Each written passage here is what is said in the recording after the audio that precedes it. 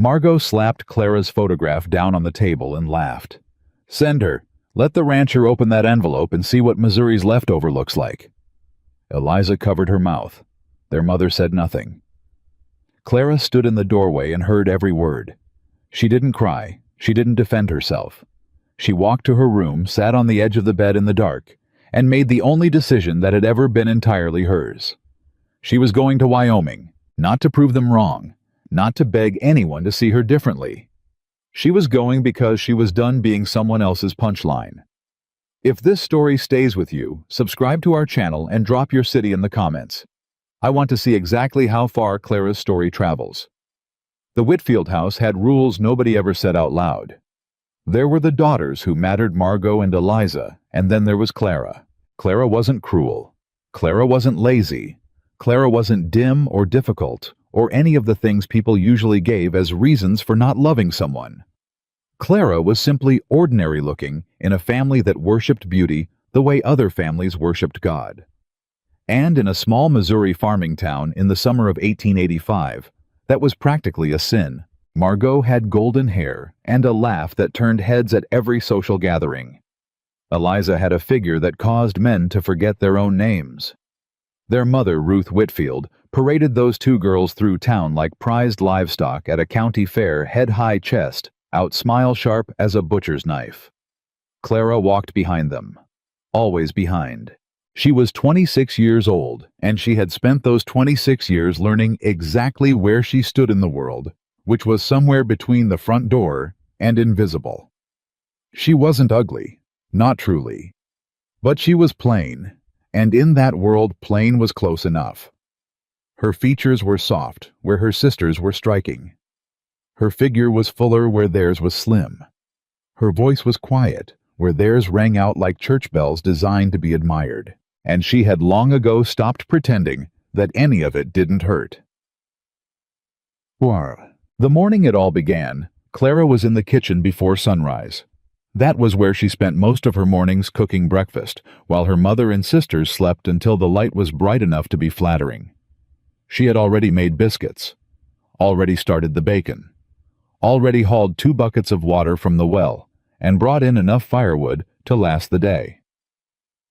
By the time Margot came downstairs in her best blue dress at nearly 9 o'clock, Clara had been awake for 4 hours. Margot didn't say good morning. She never did. She poured herself coffee, sat at the kitchen table, and opened the folded newspaper she'd been carrying under her arm. Clara kept her back turned, stirring a pot of grits. "There's an advertisement," Margot said. Her voice had that particular tone, the one that meant she had already decided something and was only speaking out loud to enjoy the sound of her own cleverness. A rancher, out in Wyoming territory. She paused, letting it land. "He's looking for a wife." Clara didn't respond. She'd learned years ago that the safest reaction to Margot's announcements was no reaction at all. He wants someone honest, someone strong. Margot let out a small laugh that wasn't quite a laugh, more like air escaping through teeth. Someone with good character. She said those last 2 words the way someone might say good luck to a man walking toward a cliff. Nathaniel Carter, 38 years old, widower, owns something like 4,000 acres up near Laramie. Cattle, horses, the whole enterprise. Eliza appeared in the doorway, still pinning her hair. "What are you reading?" Margot held up the paper. "A lonely rich man looking for a wife." Eliza crossed the room and read over her shoulder. A slow smile spread across her face. Neither of them looked at Clara. But Clara was listening. She was always listening. That was the thing about being invisible. People talked freely around you. "He sounds desperate," Eliza said. "He sounds perfect," Margot replied. Then she looked up finally deliberately and met Clara's eyes across the kitchen. And she smiled. That smile was the kind Clara knew the way she knew her own heartbeat. It meant something was coming. Something designed to remind her of her place. "We should send him Clara," Margot said. The words dropped into the room like a stone into still water. Eliza blinked for half a second. Then her smile caught up with her sister's. "Oh, that's terrible," she breathed, which meant she thought it was wonderful. He asks for a photograph. Wants to know what he's agreeing to. Margot tilted her head. Imagine his face when he opens the envelope. Clara set down her stirring spoon. She turned around. She looked at her sister, really looked at her, and said nothing. Because there was nothing she could say that would matter in that house. We'd be doing him a favor, Eliza added, laughing now. Better to know what he's avoiding early. Their mother appeared at the bottom of the staircase, drawn by the laughter. What is it? Ruth asked. Margot explained. The advertisement. The rancher. The plan. Ruth Whitfield listened, tipped her head, considered. Then she looked at Clara, the way she always looked at Clara, with that particular mix of pity and mild embarrassment that mothers reserve for the children they've quietly given up on. Well, Ruth said finally, it's not as if anyone else has come asking. And that was that. Cowboy. They didn't ask Clara's permission. They didn't need to in their minds. Clara was an object in the story they were writing, not a person with a role in it. Margot wrote the letter. Eliza helped select the photograph, the most unflattering one they owned, taken at a cousin's wedding when Clara had been caught mid-turn and slightly squinting against afternoon sun. They described her accurately, but with strategic cruelty, emphasizing her plainness, her quiet nature, her unremarkable appearance. And they sent it. They were giddy for 3 days, checking the post with barely suppressed laughter, waiting for the letter that would confirm what they already knew. No man with options would ever choose Clara. What they expected was silence, or rejection. Or better yet, some cold, polite note that would give them something to quote at the supper table for years. What they received 2 weeks later was an acceptance. Nathaniel Carter had written back. He said he appreciated her honesty in the photograph. Said most women sent their best image, and he'd spent enough of his life dealing with people who showed him their best face in order to hide their real one. He said a woman willing to be seen plainly was a woman worth knowing. He offered her passage west. He offered her a home. He offered her a salary, an actual written arrangement, because he was the kind of man who believed contracts were more honest than promises. And at the bottom of the letter, in handwriting that was careful and direct, he wrote, "If you are willing to make the journey, I will be at the Laramie station on the 14th of August. I will carry a blue handkerchief so you know who I am. I don't expect perfection. I expect someone real." Margot read the letter out loud. Her voice faltered somewhere around someone real. Then she set it down on the kitchen table and looked at it like it had personally insulted her. "He's either blind or stupid," she said. "Probably both," Eliza agreed, but her voice had lost its confidence. Clara reached across the table and picked up the letter.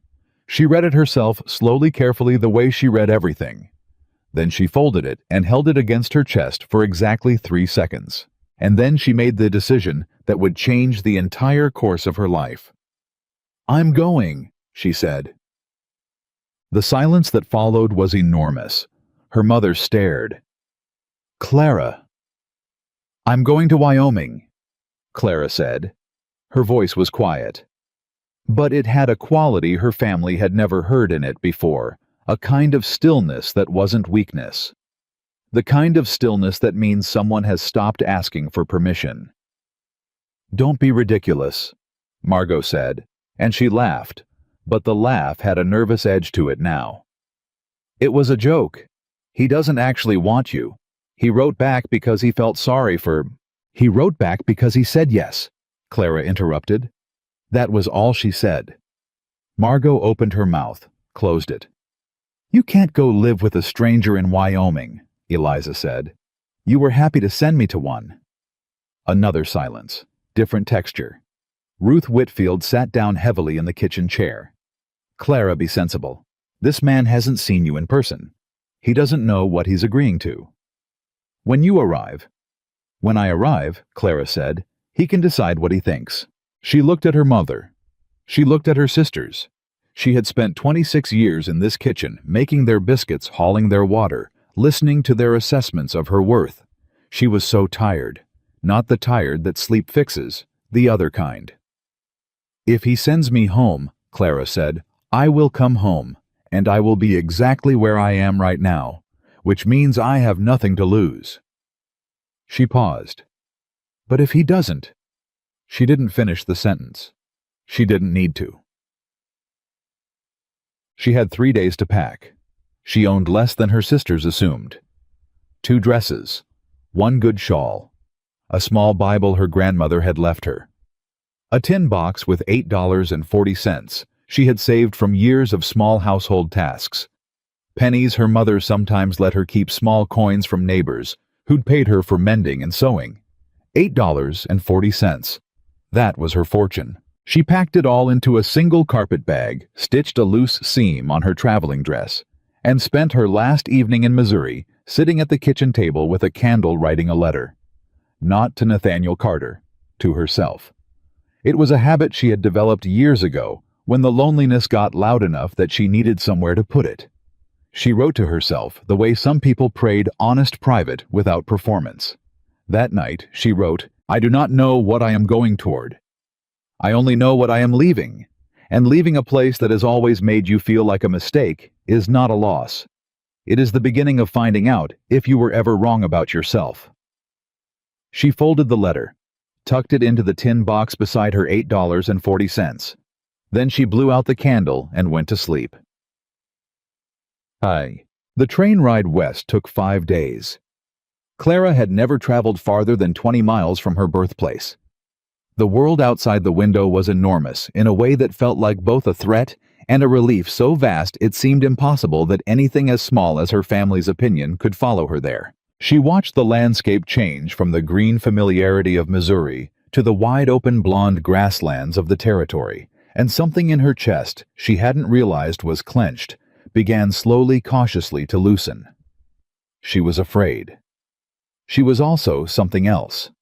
Something she had no clean word for, except that it felt like air moving through a window that had been stuck shut for years. She ate almost nothing on the train, partly because she was frugal with her money, partly because her stomach was a knot that food couldn't get past.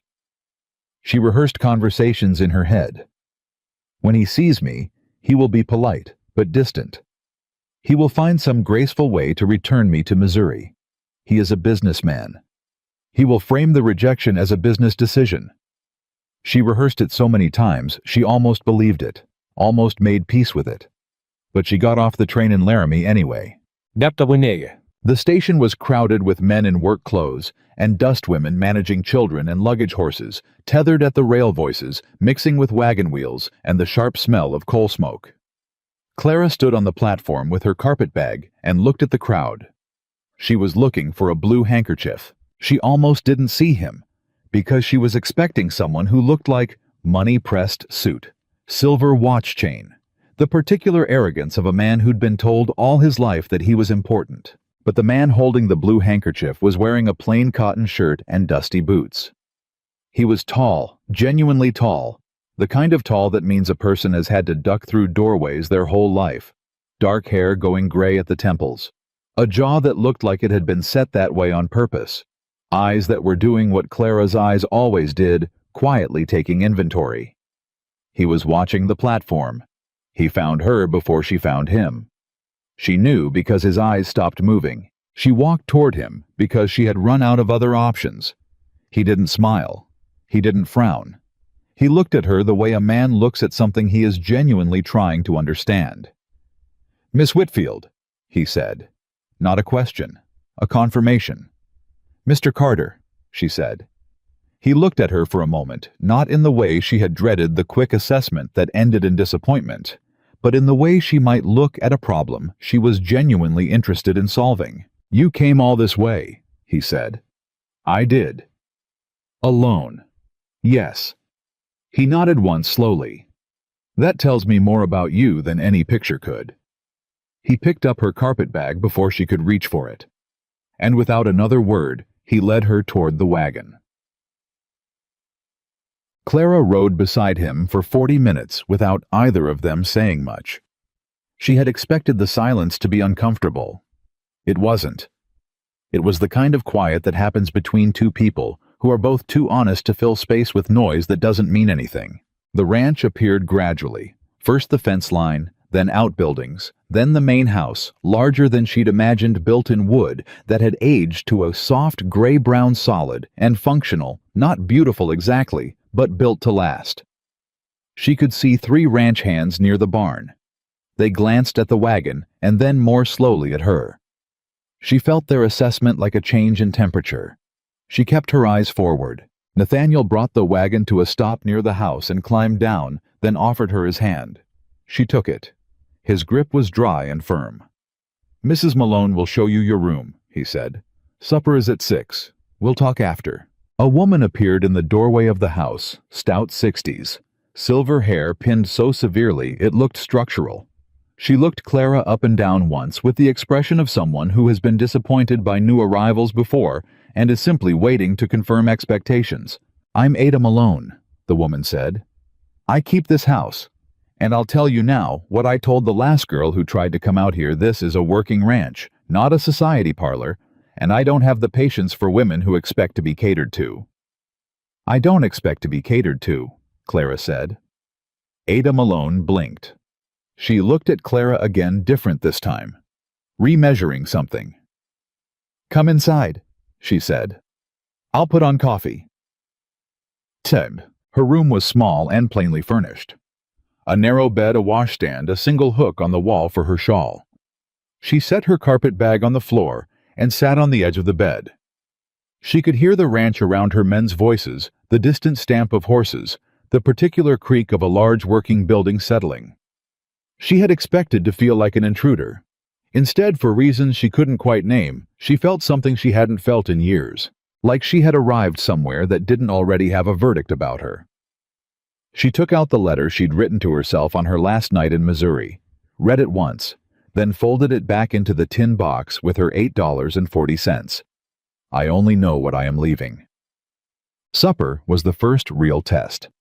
Ada had cooked roast chicken, boiled greens, cornbread, and set the table in the main room that served as both dining room and sitting room. Nathaniel was already seated when Clara came downstairs. Across from him, in a chair slightly too big for him, sat a small boy of perhaps 7 or 8, with dark hair and his father's serious eyes and a chin-first expression that suggested he had opinions about most things.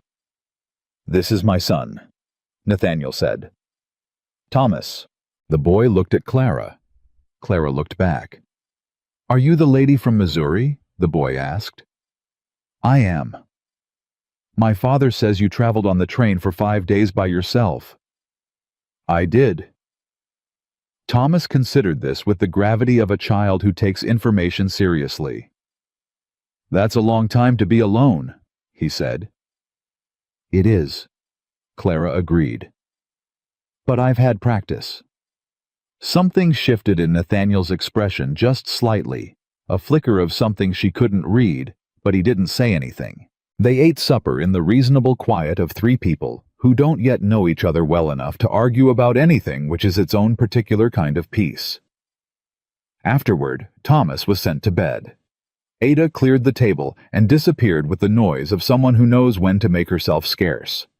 Nathaniel poured 2 cups of coffee and set one in front of Clara without asking. He sat. He looked at her. "I want to be honest with you," he said. "Please," Clara said. "I've had this ranch for 11 years. I built most of it myself, and the rest I built with my wife Margaret before she died 4 years ago." His voice was flat, not cold, just the flatness of a man who has said painful words so many times they've worn smooth. "Thomas grew up in a house that was sad for too long. I kept working because that was all I knew how to do. But a ranch runs on people, and people need—" He paused, seemed to feel around for the right word. "Warmth," Clara said quietly. He looked at her. "Yes." "You're not looking for love," she said. It wasn't an accusation. It was a practical observation. "Not yet," he said. "Maybe not ever. I don't know." He wrapped his hands around his coffee cup. "I'm looking for partnership. Someone honest.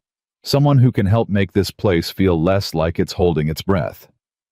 He set the cup down. "I don't know what they told you about what I expected. I don't know what you expected coming out here." Clara was quiet for a moment. "I expected you to look at me and regret writing back," she said. He didn't flinch. He didn't protest. He just held the statement in the air between them and examined it. "I looked at you on that platform," he said, "and I thought she came alone. 5 days on a train, with one bag." He paused. "That's not the behavior of someone who thinks poorly of herself." He looked at her directly. "Why did you come the truth?" She met his eyes. "Because I'd spent my entire life in a house where I was the last choice," she said. "And I decided I would rather face an uncertain future than spend one more year being someone's smallest story." Nathaniel was quiet for a long time. Then he picked up his coffee cup. "That," he said, "I understand." She thought she wouldn't sleep. She lay in the narrow bed listening to the ranch settle into night, the breathing quiet of a place that had been working hard all day and waited for the fear to come back. It didn't come back. What came instead? Somewhere between the last sounds of the hands heading to the bunkhouse and the first gray edge of dawn was something much quieter and much stranger, something that felt impossibly like possibility.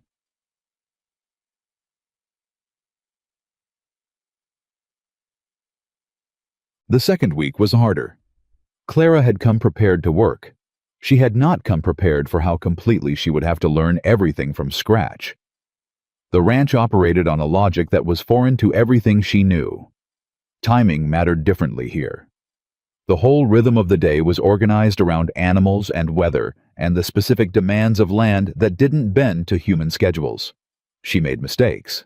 She oversalted the stew on Tuesday and sat with the knowledge that 6 ranch hands had eaten food that tasted like ocean water without one of them saying a word to her face about it. Though she heard them talking outside, after which was in some ways worse. She misjudged the amount of firewood needed, and Ada had to make 2 extra trips to the woodpile, and Ada said nothing either, just moved past her in the kitchen with the studied politeness of a woman cataloging someone's failures for later. She went to the wrong pasture looking for the water bucket that Thomas had said was by the east fence, not realizing that on a 4,000-acre ranch, east fence was a direction, not a location, and spent 45 minutes looking before a hand named Gus found her and pointed her the right way, without smiling. She went to bed Tuesday night feeling the particular shame of someone who has confidently declared themselves capable, and then spent a day proving otherwise. She didn't cry, but she came close. Wednesday was the day Thomas showed her where the creek was. He appeared at the kitchen door after breakfast, his expression carrying the 7-year-old's blend of mission and casual indifference, and announced, "I could show you around if you want. I know where everything is." Clara looked at Ada, who didn't look back, which she had come to understand meant no objection. "All right," Clara said. They walked for 2 hours. Thomas knew the ranch the way a person knows something they grew up moving through, not just the geography, but the whole particular personality of it.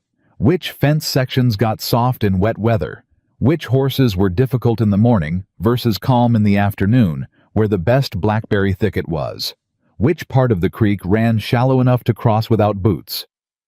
He talked constantly. He had opinions about everything. Clara listened to every word. "My father doesn't talk much," Thomas informed her at one point. "I noticed. He used to more, before my mother died." A pause. "He works instead of talking now." "Some people do," Clara said carefully. "Do you?" She thought about it. "I used to listen instead of talking, but it amounted to the same thing." Thomas looked at her sideways with his father's eyes. "What do you mean?" "It means sometimes when you're not sure what you're allowed to say, you get very quiet, and quiet can become a habit." He was quiet for a moment, absorbing this. "I don't like being quiet," he announced. "I can tell," Clara said. He laughed, sudden, bright, unguarded, and Clara felt something in her chest shift like a door opening inward. That evening she found a ledger on the kitchen shelf. She wasn't snooping. She'd been looking for a pen to mark the supply list Ada had given her, and the ledger was right there open to a page of household accounts that had clearly been maintained by someone who was better at ranching than arithmetic. She spent 10 minutes looking at it before she realized the columns didn't reconcile that someone had been recording supply costs against income with a consistent error that was small per entry, but compounding over 6 months into a significant shortfall. She closed the ledger, opened it again, worked through the numbers twice to be sure. Then she sat very still and thought about whether to say anything. In her family's house, pointing out that a man had made a mistake would have been received as an attack. She had learned early to notice things and stay quiet about what she noticed. But she thought about what Nathaniel had said, "I'm looking for someone honest." She put the ledger under her arm and went to find him. He was in the barn checking a horse's back leg when she came in. He looked up. She held out the ledger. "Your household supply columns have a 6-month running error," she said. "I'm not certain it's the only place it's occurring, but the shortfall it's created is—" She had done the mental arithmetic 4 times. "Substantial." He straightened slowly. He took the ledger. He looked at the page she had marked with a piece of straw. His jaw tightened. Then he looked at her. "How did you find this?" "I was looking for a pen," she said. "I wasn't deliberately." "How long did it take you to see it?" She hesitated. 10 minutes. The jaw tightened again, but differently this time, not anger. Something she couldn't read. "My foreman handles accounts," he said.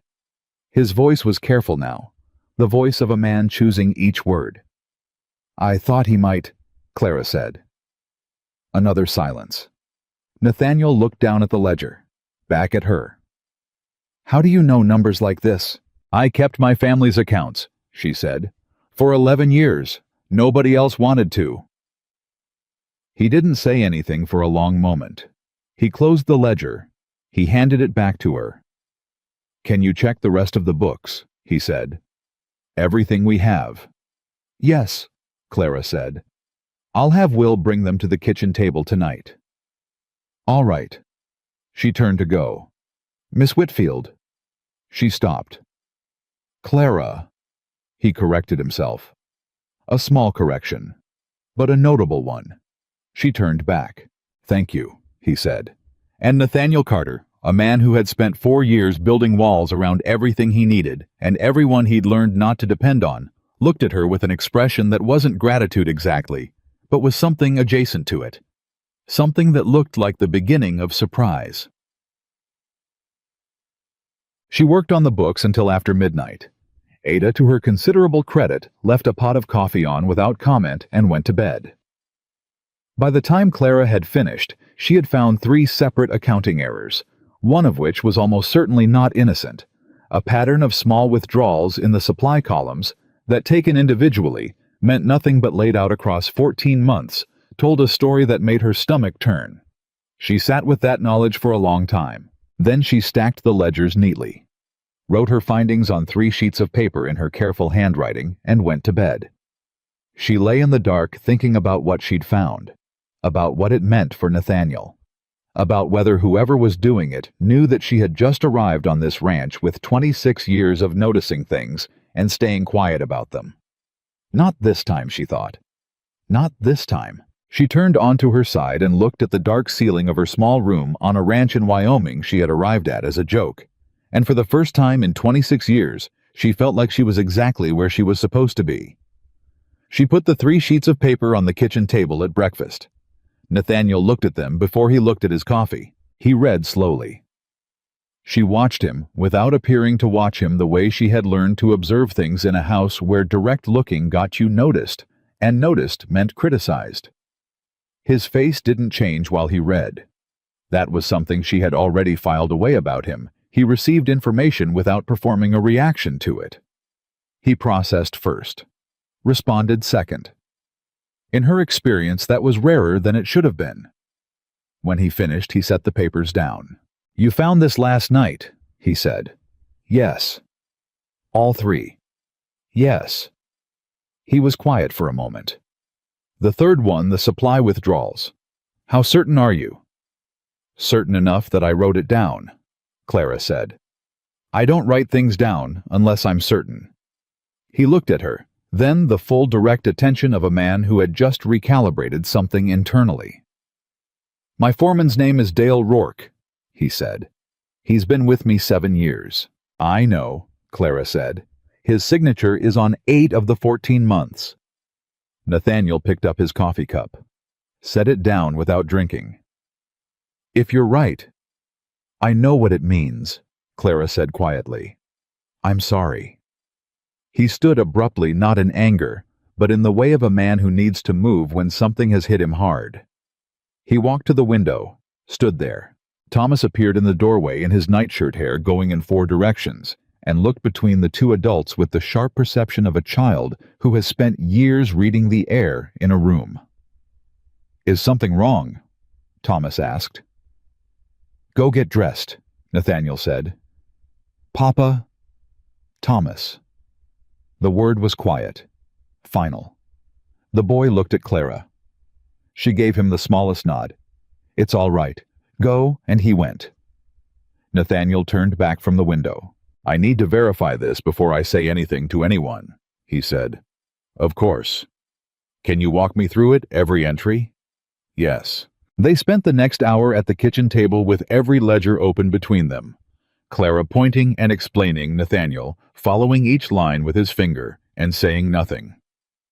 Ada moved around the kitchen at the far end, making enough noise to be present and enough distance to be absent.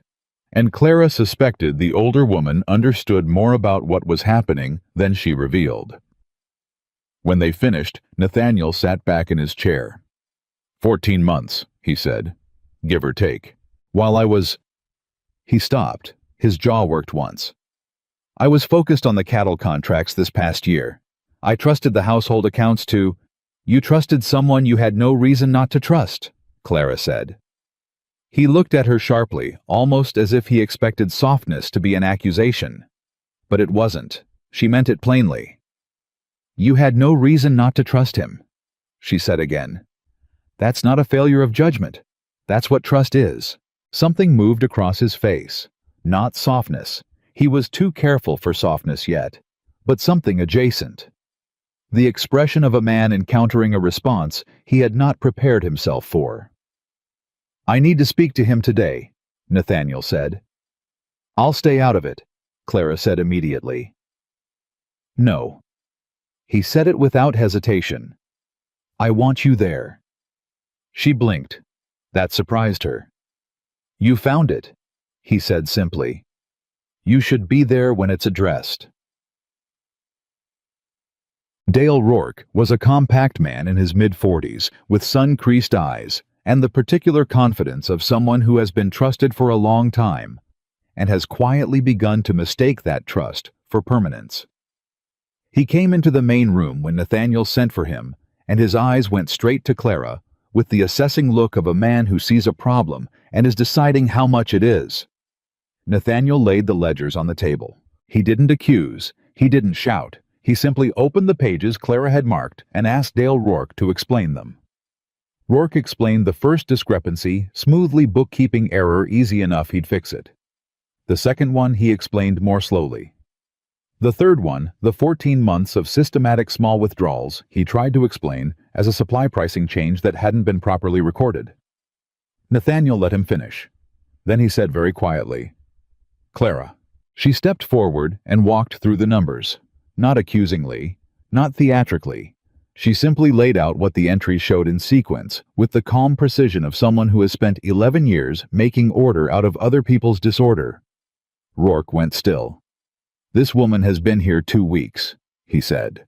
His voice had changed, the smoothness gone something harder underneath. You're taking her word over mine, a mail-order bride who showed up with 1 bag and... The numbers don't come from her, Nathaniel said. They come from your ledger, with your signature. Silence. I want what you took returned, Nathaniel said. I want a full accounting by end of week, and I want your resignation on this table before supper tonight. Rourke stared at him. Then he looked at Clara, and the look was the kind she recognized from her sisters, from her mother, from every person who had ever decided she was not worth consideration, and then found out they'd miscalculated. It was not a pleasant look. You brought a stranger into this house, Rourke said. His voice was low, deliberate. You don't know the first thing about who she is, or where she came from, or what she... I know what she found, Nathaniel said. That ended the conversation. Rourke left. The door closed behind him, with enough force to rattle the frame, but not enough to be called a slam. The exit of a man trying to preserve some dignity while losing the argument. The room was very quiet. Clara became aware that her hands had been clenched in her skirt, and she made herself relax them. He's going to be angry, she said. Yes. He's been here 7 years. He knows people in town. Yes. He'll say things about you, about your judgment, about... She paused. About me. Nathaniel looked at her. Probably. Does that concern you? He picked up the ledger and closed it with the finality of a man closing a chapter. What concerns me is that 14 months of my money walked out of this ranch under my own roof. He set it down. What Rourke says around town concerns me considerably less. Clara nodded. She believed him. But she also understood in a way she suspected he didn't, because he was a man, and men didn't fully understand this particular kind of damage, that what Rourke said around town was going to land on her more than it landed on Nathaniel. She was new here. She was the mail-order bride nobody had asked for. And Dale Rourke was a man with 7 years of friendships and one very specific grievance. She took a quiet breath. And she thought, let him talk. I've been survived before. She was right about Rourke. Within a week, the story moving through the neighboring ranches and the town of Laramie was that Nathaniel Carter had dismissed a loyal man of 7 years on the word of a woman he barely knew, a woman who'd been sent to him by a Missouri family as practically a charity case, a woman whose own people hadn't thought her worth keeping. Clara heard pieces of it from Ada, who delivered information the way she delivered everything, without emotional decoration, as fact, straight across the kitchen table. They're saying Rourke was treated unfairly, Ada said one morning, without looking up from the bread she was kneading. I know, Clara said. They're saying you came here with an agenda. I came here with 1 bag and $8, Clara said. That's a modest agenda. Ada's mouth moved. It wasn't quite a smile, but it was in the neighborhood. They're saying Mr. Carter's judgment has been... Ada paused. Compromised, since you arrived. Clara set down the knife she'd been using to slice apples. She looked at the older woman directly. Do you believe that? She asked. Ada kneaded bread for 5 full seconds before answering. I believe, she said finally, that you found something in 2 weeks that I had been looking at for 6 months and didn't see. She looked up. And I've been keeping accounts in some form my whole life. She went back to the bread. That was all she said, but Clara understood. Thomas found out about Rourke not from his father and not from Ada. He found out from the ranch hand named Gus, who told him with the thoughtless bluntness of a man who forgot children had ears. And Thomas arrived at the kitchen in the mid-afternoon with his father's tight jaw and his mother's eyes. Those deeply feeling eyes Clara was slowly learning to read, and said, Is it true you're the reason Rourke left? Clara put down what she was doing. Sit down, Thomas. He sat. She sat across from him. She told him the truth, not a version of it edited for age, but the actual shape of it in language a 7-year-old could follow, that she had found mistakes in the accounts that she had shown them to his father, that his father had addressed them, and that some people were angry about it. Were you scared? Thomas asked. To tell him. Clara considered this. A little, she said honestly. Why, if you were right. Because being right doesn't always protect you from the anger of the person who was wrong. Thomas turned this over with his characteristic serious deliberation. That's not fair, he said. No, Clara agreed. It's not. Did my father believe you? He looked at the numbers himself. So he knew you were right. He verified it himself, Clara corrected gently. Which is what a good person does. They don't just believe, they look. Thomas was quiet for a moment. Gus said you came here because your family didn't want you, he said. Not cruel a child's directness, the kind that opens wounds by accident. Clara held very still. My family thought sending me here was a joke, she said, the truth simple and without performance. Thomas stared at her. A joke? They thought you and your father would send me right back. They thought it would embarrass me. His face went through something complicated and swift confusion, indignation, and then a kind of protective fury that was startlingly similar to his father's expression when something had been done that shouldn't have been. That's horrible, he said. Yes, Clara agreed. It was. Did it work? Did it embarrass you?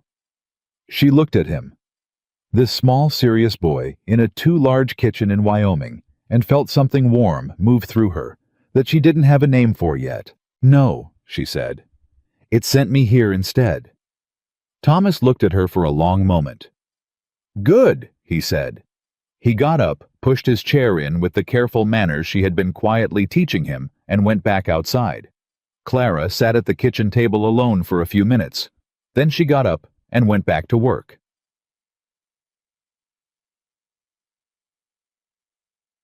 It was at the Halverson dinner that Clara first met Victoria Hayes. Martha Halverson had organized the gathering 6 neighboring ranch families, the kind of social occasion that was equal parts genuine hospitality and information exchange, and Nathaniel had informed Clara the evening before with the practiced care of a man who found social obligations mildly burdensome that they would be attending. Together, Clara had asked. He'd looked at her with the slight impatience of a man who considered questions with obvious answers a minor inefficiency. You are my wife, he said. They were not quite that, yet the formal ceremony had been arranged for the following month, the practical arrangement having preceded the official one, but Clara didn't correct him. She wore her second-best dress, which was also her best dress, a blue wool she had kept for church occasions in Missouri. Ada pressed it for her without being asked, which Clara understood was a gesture of something, though Ada would have denied it if named. The Halverson house was full when they arrived. Clara walked in beside Nathaniel and felt the room shift, the way rooms shift, when a new variable enters an established equation, a slight adjustment, a reorientation, a collective reassessment. She met 6 women in the first 20 minutes. 4 of them were kind in the careful way of people who haven't yet decided what they think. One of them was genuinely warm, a rancher's wife named Helen Briggs, who shook Clara's hand with a grip that said she'd worked hard all her life and wasn't ashamed of it. The 6th was Victoria Hayes. Victoria was 29, unmarried, and possessed of the kind of beauty that was so deliberate it almost stopped being natural. Dark hair arranged with exact precision, a figure shown off by a dress that had been designed to be noticed, and eyes that moved over Clara with the speed and accuracy of a woman who assessed competition the way a general assessed terrain. She didn't introduce herself immediately. She waited. She came to Clara after Nathaniel had been pulled across the room by Halverson for a business conversation, and when she came, she brought 2 other women with her witnesses, though they would have called themselves friends. You must be the woman Nathaniel wrote to, Victoria said. Her voice was musical and precisely calibrated. We've all been so curious. I imagine you have, Clara said pleasantly. You came all the way from Missouri. Victoria tilted her head. How brave. Though I suppose when the alternative is... She let the sentence trail, which was worse than completing it, because the blank she left was large enough to fill with anything. Well, a new start is always a blessing, isn't it? The 2 women behind her smiled the smiles of people watching something they knew the shape of. Clara looked at Victoria Hayes with the calm of a woman who had grown up at a table with Margot Whitfield, and was therefore essentially inoculated against this particular strain of elegant cruelty. It is a blessing, Clara said, though I don't think of it as a new start so much as a continuation. I've been the same person all along. Victoria's smile didn't falter. Of course you have. Tell me about yourself, Clara said. How long have your family's lands been near here? Victoria blinked just slightly, the blink of a woman who expected to control the direction of a conversation and found it redirected. My father settled here in 1868, she said, with the particular pride of old territory money. Hayes land runs from the North Creek all the way to... Your father and Nathaniel, they've known each other long. Many years. A pause, a slight recalibration. Nathaniel and I have known each other many years. He speaks well of people who have been good neighbors, Clara said, which was neither confirmation nor invitation, but could be heard as either. Victoria looked at her. It was the second real look, the one that came after the initial assessment, when the initial assessment had returned an unexpected result. He's lucky to have found someone so... Victoria chose her word with visible care. Practical. He's practical himself, Clara said. It suits. She excused herself to find Helen Briggs, and she could feel Victoria's gaze on her back the whole way across the room, and it felt less like discomfort than like information. The ride home was quiet until Thomas fell asleep against Clara's arm, and then it was the specific quiet of two adults who have things to say and are deciding whether to say them. Nathaniel spoke first. Victoria Hayes, he said, not a question. She's very beautiful, Clara said. She is. And she was expecting something different, Clara said. When she came to speak to me. Nathaniel's eyes stayed on the road ahead. Victoria has had opinions about my life for some years. Did she expect you would write to her? A pause. She may have expected it was the natural direction of things, yes. But you didn't. No. Why not? He was quiet for long enough that she thought he wasn't going to answer. Because Victoria Hayes wants a life that looks a particular way, he said finally. And I've spent enough time trying to make things look a particular way instead of simply working. Clara absorbed this. She'll make things difficult, Clara said. Not a complaint. An assessment. Possibly. She has influence here. Her family does. Yes. And Rourke will likely find his way to her circle. Nathaniel glanced at her. You think several steps ahead. I grew up with sisters who planned things in advance, Clara said. I learned to read the board early. He turned back to the road. Thomas stirred against her arm and settled again.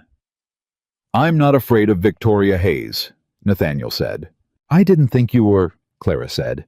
I'm not afraid of her either. A beat. I just believe in knowing what's coming. The wagon moved through the dark, and the stars above Wyoming were extraordinary, indifferent, and vast, and older than every problem either of them had ever had. And Clara leaned her cheek lightly against Thomas's sleeping hair and felt the night around them, and thought, whatever is coming, I've survived worse in a smaller space. The new foreman Nathaniel hired was a man named Cal Everett, 35, direct with the reputation of being honest to the point of occasional discomfort, which Nathaniel said was exactly what he needed. Clara met Cal on his second day.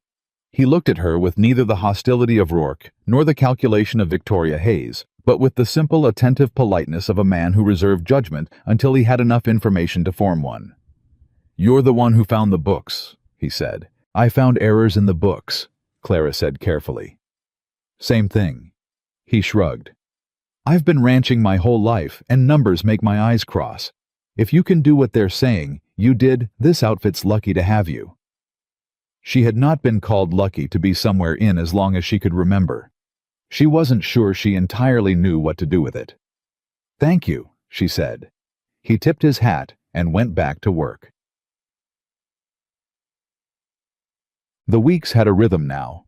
Clara found her place in the ranch's daily life not by forcing her way into it, but by identifying what needed doing and doing it quietly, efficiently, without announcement. She restructured the household supply ordering and saved enough in the first month to replace 2 fence sections that had been deferred for lack of funds.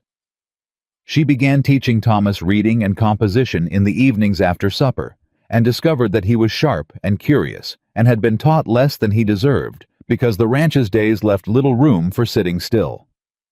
She started keeping her own set of parallel records for the household accounts, not out of distrust of Cal, who was demonstrably honest, but because she had learned that the value of a second set of eyes was that it caught what one set missed. Nathaniel noticed all of it.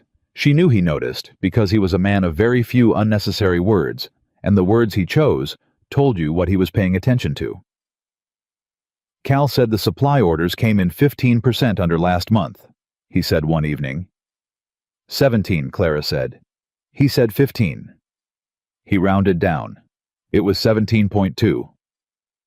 Nathaniel looked at her for a moment. All right, he said. That was the whole conversation, but something in it felt like more than it was. The night the crisis came, it came without warning, which is how crises usually come when you think about it later. It was a Thursday evening in mid-September, 6 weeks after Clara had arrived. Supper was done. Thomas was in bed. Ada had retired, and Clara was at the kitchen table working through a supply manifest when she heard voices outside Nathaniel's, and another she didn't know pitched low and urgent. She set down her pen. The voices moved onto the porch. She heard fragments contract. Before the deadline. Halford's people. She stayed where she was. Nathaniel came inside 20 minutes later. His face had the particular set of a man who has received bad news and is already reorganizing around it, moving the pieces on the board. He sat at the table without speaking. Clara waited. There's a man named Gerald Halford, he said. He runs a business concern out of Cheyenne, financing arrangements, short-term loans to ranches that have cash flow problems between cattle seasons. A lender, Clara said. Among other things. He set his hands flat on the table. Last spring I took a 30-day arrangement with Halford's company to cover the payroll gap while the cattle contract settled. Standard timing issue. I've done it before. And the settlement on the cattle contracts was delayed. I paid Halford back 6 days late. He paused. He's now claiming that the agreement included a penalty clause that triggers at 5 days, and that the penalty clause restructures the debt into a 60-day instrument at an interest rate that... He stopped. Clara had already done the arithmetic in her head from what she'd heard through the door. How much? She asked. He told her. She kept her face very still. It was a significant amount. Not ruinous on its own, but combined with what Rourke had taken, combined with the deferred fence repairs and the supply shortfalls from the months of bad accounting, it was the kind of number that didn't stay the same size. It grew. Do you have the original contract? Clara asked. In my files. Can I see it tonight? He looked at her. It's almost 10 o'clock. I know what time it is. He got up and went to his office. He returned with a folded document and handed it across the table. She read it twice. All of it.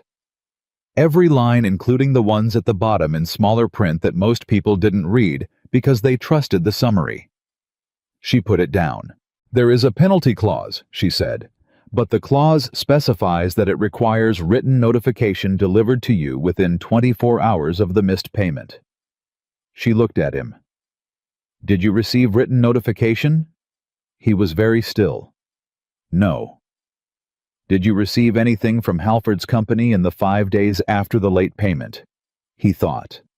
A rider came. Verbal message that the payment had been noted late. Verbal, Clara said. Yes. She tapped the contract. This clause requires written notification. Verbal doesn't satisfy it. She paused. Which means the penalty clause was never legally triggered. Nathaniel stared at her. You're certain, he said.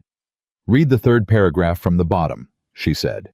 The one that most people skip because the language is dense and the print is small. He read it. Then he sat back. He looked at her across the kitchen table, with the papers between them, and the lamplight casting everything in amber and shadow, and his expression was something she had not seen on him before. Not gratitude exactly, though gratitude was in it. Something more complicated. Clara, he said. The way he said her name, not the functional address, not the contracted short form of a practical arrangement, but with the weight of a man who has just understood something important. She felt it land in her chest like a key turning in a lock she hadn't known was there. You need to write to Halford's company tonight, she said, keeping her voice level, formally disputing the penalty clause, citing the notification requirement. You'll want someone in Laramie who knows contract law to review it in the morning." "I know a man," Nathaniel said. He was still looking at her. "Jim Reardon." "Go to him first thing," Clara said. He nodded. He wasn't quite looking at the papers anymore. "What would you have done," he said slowly, "if you hadn't been here?" The question wasn't rhetorical. He genuinely wanted to know, not the practical answer, but the personal one. She held his gaze. "I would have been in Missouri," she said, "making biscuits before sunrise, listening to my sisters decide what I was worth." He said nothing, but something in the silence that followed was different from all the silences before it. It had weight to it. The particular weight of a man arriving at the edge of something he has been approaching for weeks without letting himself look at it directly. He stood. He collected the contract. He paused at the kitchen doorway. "Go to sleep, Clara," he said. His voice was different. Not warmer exactly, but different. "Good night, Nathaniel," she said. She listened to his footsteps down the hall. She sat at the kitchen table alone with the lamplight for a long time. Outside, Wyoming was dark and enormous and full of stars. And inside the Carter ranch house, something had shifted in the walls. Quiet as a season changing, invisible as water finding its level. Something that had nothing to do with contracts or accounts, or the cruelty of people who had once sent her west as a joke. Something that had everything to do with two people who had come to a table intending practicality and found themselves in the slow, unmistakable gravity of something neither of them had planned for. Clara blew out the lamp. She went upstairs. She lay in her narrow bed in the dark and pressed one hand flat over her chest, feeling her own heartbeat steady, quiet, and for the first time in 26 years of living entirely certain, it was beating in the right place. Jim Reardon read the contract in 11 minutes. Clara knew because she counted. She had the particular habit of counting things when she was nervous, steps, seconds, heartbeats, as if measurement could impose order on situations that had none. Reardon was a compact man in his 50s who wore his reading glasses on the end of his nose and had the expression of someone who had seen every variety of human dishonesty and been surprised by none of it for at least a decade. He was Laramie's only contract lawyer, which meant he was also its best one. He set the contract down. He looked at Nathaniel over the glasses. "She's right," he said. Nathaniel didn't look surprised. He looked like a man who had spent the night deciding whether to believe something and had decided yes and was now receiving confirmation. "The notification clause is binding," Reardon said. "Halford's people sent a verbal message. Verbal doesn't satisfy written requirement. The penalty clause was never triggered." He tapped the paper. "Legally, you owe Halford the original amount plus standard interest. Nothing more." "Halford will push back," Nathaniel said. "Of course he will. He's been using this contract language for 3 years, and most ranchers don't read past the first page." Reardon picked up his pen. "I'll draft the formal dispute today. We file it, we send copies, and Halford's people either fold or we take it to territorial court. My estimate, they fold. They don't want a judge looking at this contract too carefully." He glanced at Clara. "How long did it take you to find the clause?" he asked. "The second reading," she said. "Most people don't do a second reading." "I know," she said. Reardon made a sound that was either approval or simple acknowledgement with him. It was difficult to tell the difference, and turned back to his desk. Outside on the street afterward, Nathaniel stopped walking. Clara stopped beside him. He stood there for a moment in the morning that was turning bright and cool, looking at nothing in particular, and then he said, "My father taught me to read a contract word by word. I stopped doing that somewhere around the 5th year of running the ranch." He paused. "I got busy and I got comfortable and I started trusting the summary." "It happens," Clara said. "It shouldn't have." She looked at him. "You're being hard on yourself." "I'm being accurate," he said. "Not defensively, simply." She understood that about him by now, the way he applied the same unsparing honesty to himself that he applied to everything else. It wasn't self-punishment. It was the refusal to be dishonest in any direction, including inward. "Then be accurate and move forward," she said. The clause holds. Reardon files today. Halford's people will fold before the end of the month. He looked at her. You sound very certain, he said. I am certain, she said. Halford built his business on ranchers who don't read carefully. The moment someone reads carefully, his leverage disappears. She met his eyes. He has no case. He knows it. Reardon knows it. Now you know it. Nathaniel was quiet for a moment. Then he said, I want to ask you something. All right. When you were in Missouri, the accounting you did for your family, did they know what they had? The question was simple on its surface, but underneath it was something she recognized as the real question: did they see you? No, she said. They knew the bills got paid and the numbers came out right. They didn't think much about how. Did you tell them? Once, she said, early on. I showed my mother where I'd found an error that would have cost them $30 by the end of the season. She paused. She said I was showing off. Nathaniel was very still. After that, Clara said, I just fixed things quietly and didn't mention them. He looked at her with an expression that had nothing smooth or managed about it. The expression of a man who has just understood something that angers him on someone else's behalf, which is a particular and recognizable emotion. Come on, he said. His voice was different, lower, almost rough at the edges. I'll take you to breakfast before we ride back. She had not expected that. She had expected back to the wagon, back to the ranch, back to work. He was already walking toward the small restaurant off the main street. She followed him. She told herself it was just breakfast. She was not entirely convincing. Halford's formal response arrived 12 days later. It was, as Reardon had predicted, a retreat dressed in the language of generosity. A letter suggesting that due to the exceptional circumstances and long-standing respect for Carter, Ranch Halford's company was prepared to consider a revised repayment schedule at the original agreed terms. Nathaniel read it at the supper table. He set it down. He looked across at Clara. He folded, he said. He folded, she confirmed. Thomas, who understood the broad shape of the situation, even if not the details, pumped his fist under the table with the restrained celebration of a boy who has been taught not to gloat, but has strong feelings about winning. What happens now? Thomas asked. We pay what we actually owe, Nathaniel said. Nothing more. And Halford?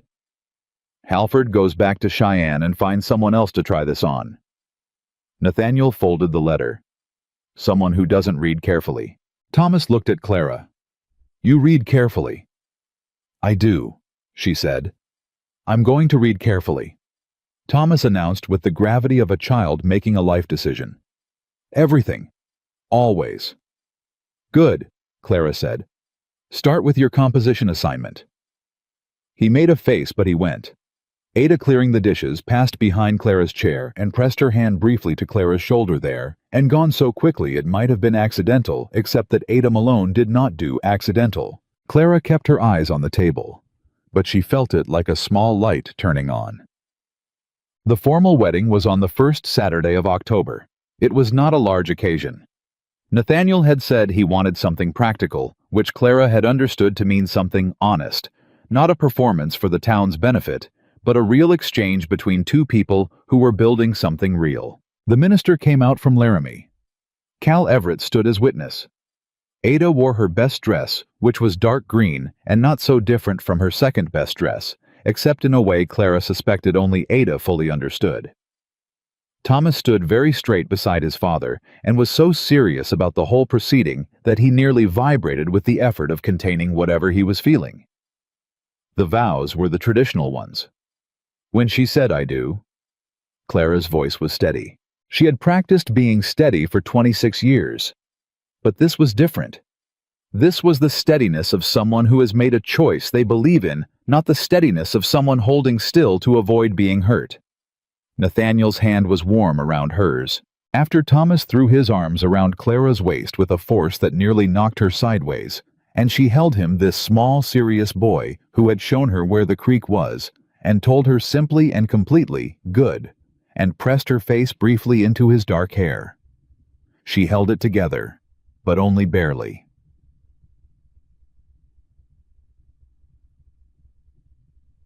October settled over Carter Ranch with the particular beauty of a season that knows its passing. The work continued, it always continued on a working ranch, but the texture of the days changed. There was less of the careful formality of the early weeks, less of the measured distance two people maintain when they are being polite strangers. There were moments of easy quiet, the domestic rhythm of two people who have learned each other's pace. There were evenings when Nathaniel read at the table while Clara worked through the accounts, and Thomas fell asleep over his book, and neither adult spoke for an hour, but the silence was full rather than empty. And there were moments when something cracked through the practical surface of things, a look across the room, a hand briefly steadied at her elbow, on the porch steps, a word said in a certain way. And Clara felt the unmistakable current of something the two of them were carefully not naming yet. She did not push. She had learned patience early, and learned it well. But she felt it. She knew he felt it too. The letter from Missouri arrived on a Tuesday. It was from Margot. Clara recognized the handwriting before she opened it. That particular looping script her sister had learned from a penmanship book, and had been deploying ever since, as if beautiful handwriting excused its contents. She opened it at the kitchen table, while the morning was still early and the house was quiet. Margot wrote that she hoped Clara was well. She wrote that the family had heard from a cousin in Laramie that Clara had settled into the Carter Ranch.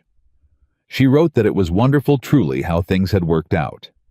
She wrote, and this was the part Clara read 3 times, that she and Eliza were planning to travel west in November to visit, as they had always wanted to see Wyoming, and that surely Clara wouldn't mind hosting her own sisters for a week or two, given the size of the Carter Ranch. Clara folded the letter. She put it in her apron pocket. She made coffee. She thought about it for 2 hours before she told Nathaniel. He was in the barn office going through the fall cattle ledgers when she came in and handed him the letter without preamble. He read it. He read it again. "Your sisters," he said. "Yes." "The ones who sent you here as a joke." "Yes." He looked up.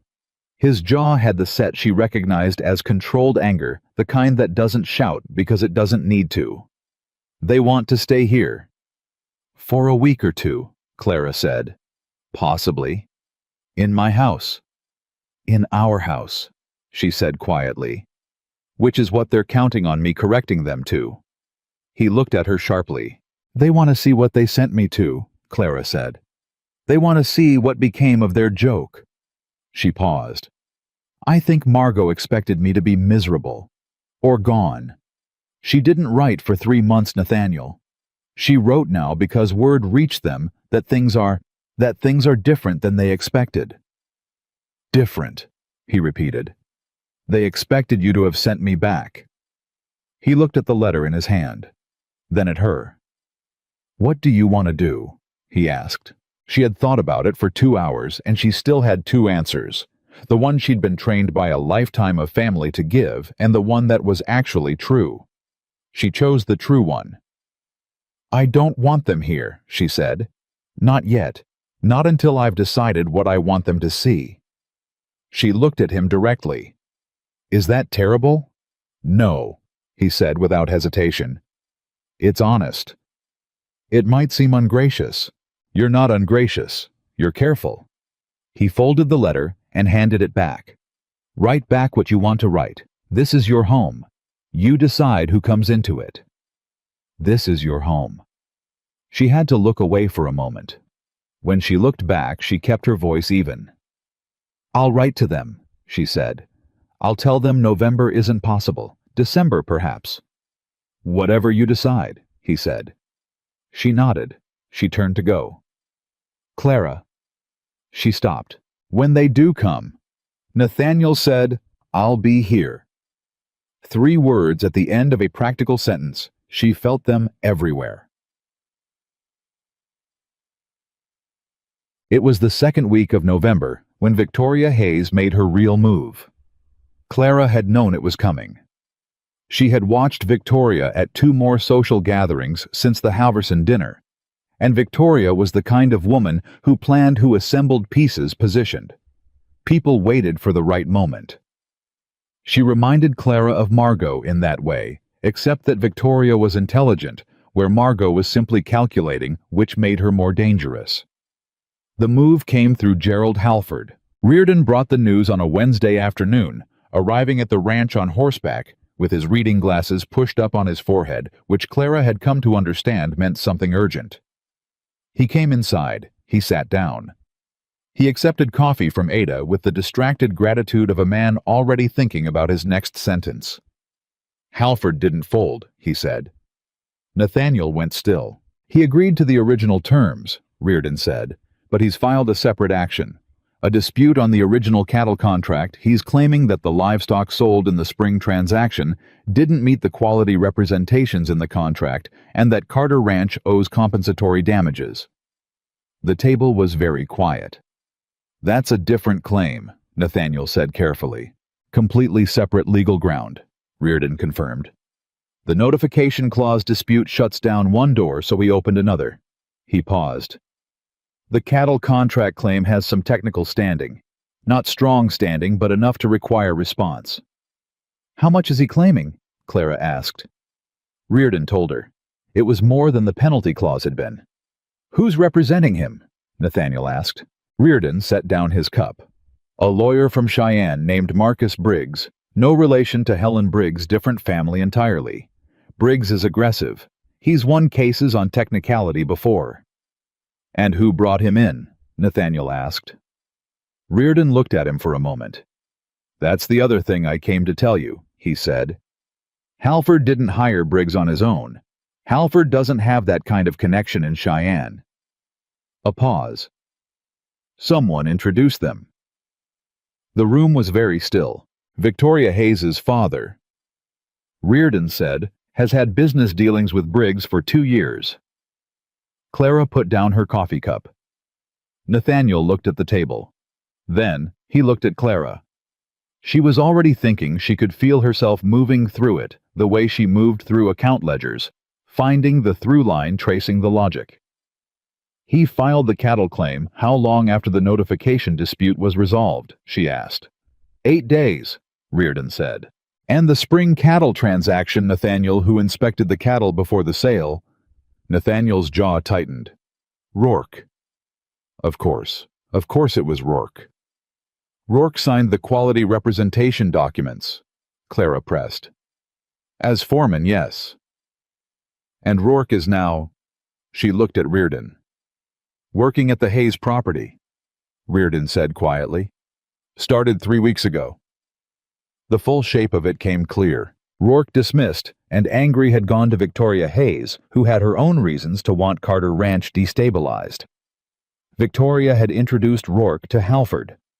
Rourke had provided Halford with the ammunition the cattle transaction documents signed in Rourke's hand, with whatever representations Rourke chose to characterize them as having made.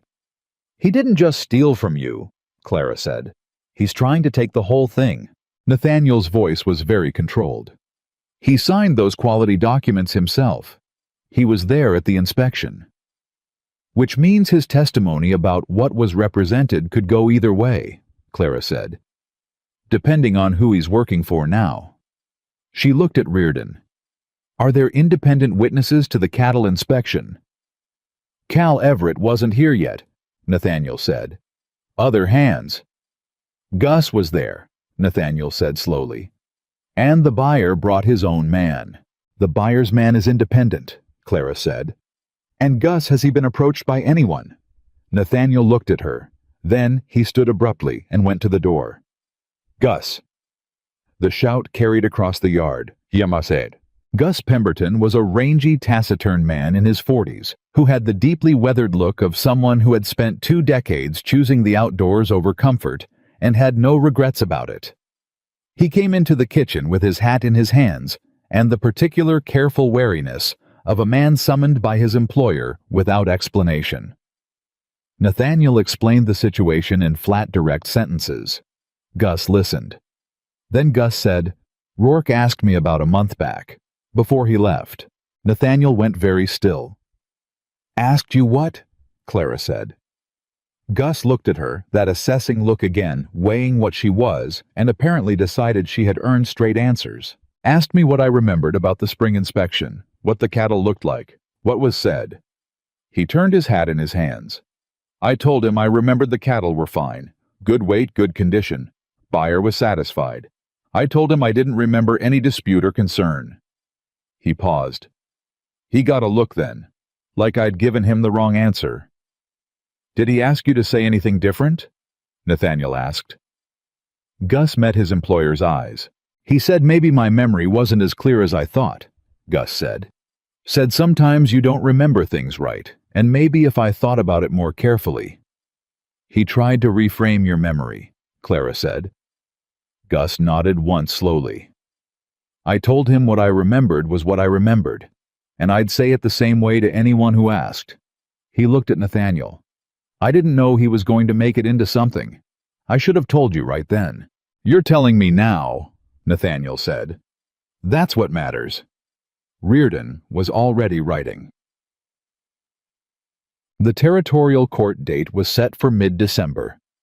The intervening weeks were some of the hardest Clara had lived at Carter Ranch, not because the work increased, though it did, but because of the particular grinding tension of waiting for something large while ordinary life continued around it. She kept the household running. She kept the accounts.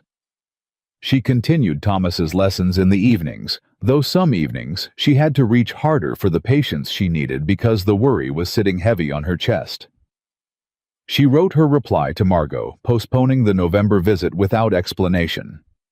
She drafted and redrafted Nathaniel's formal response to the cattle claim, working with Reardon through 2 full afternoons on language and documentation, and she tracked down the buyer's man.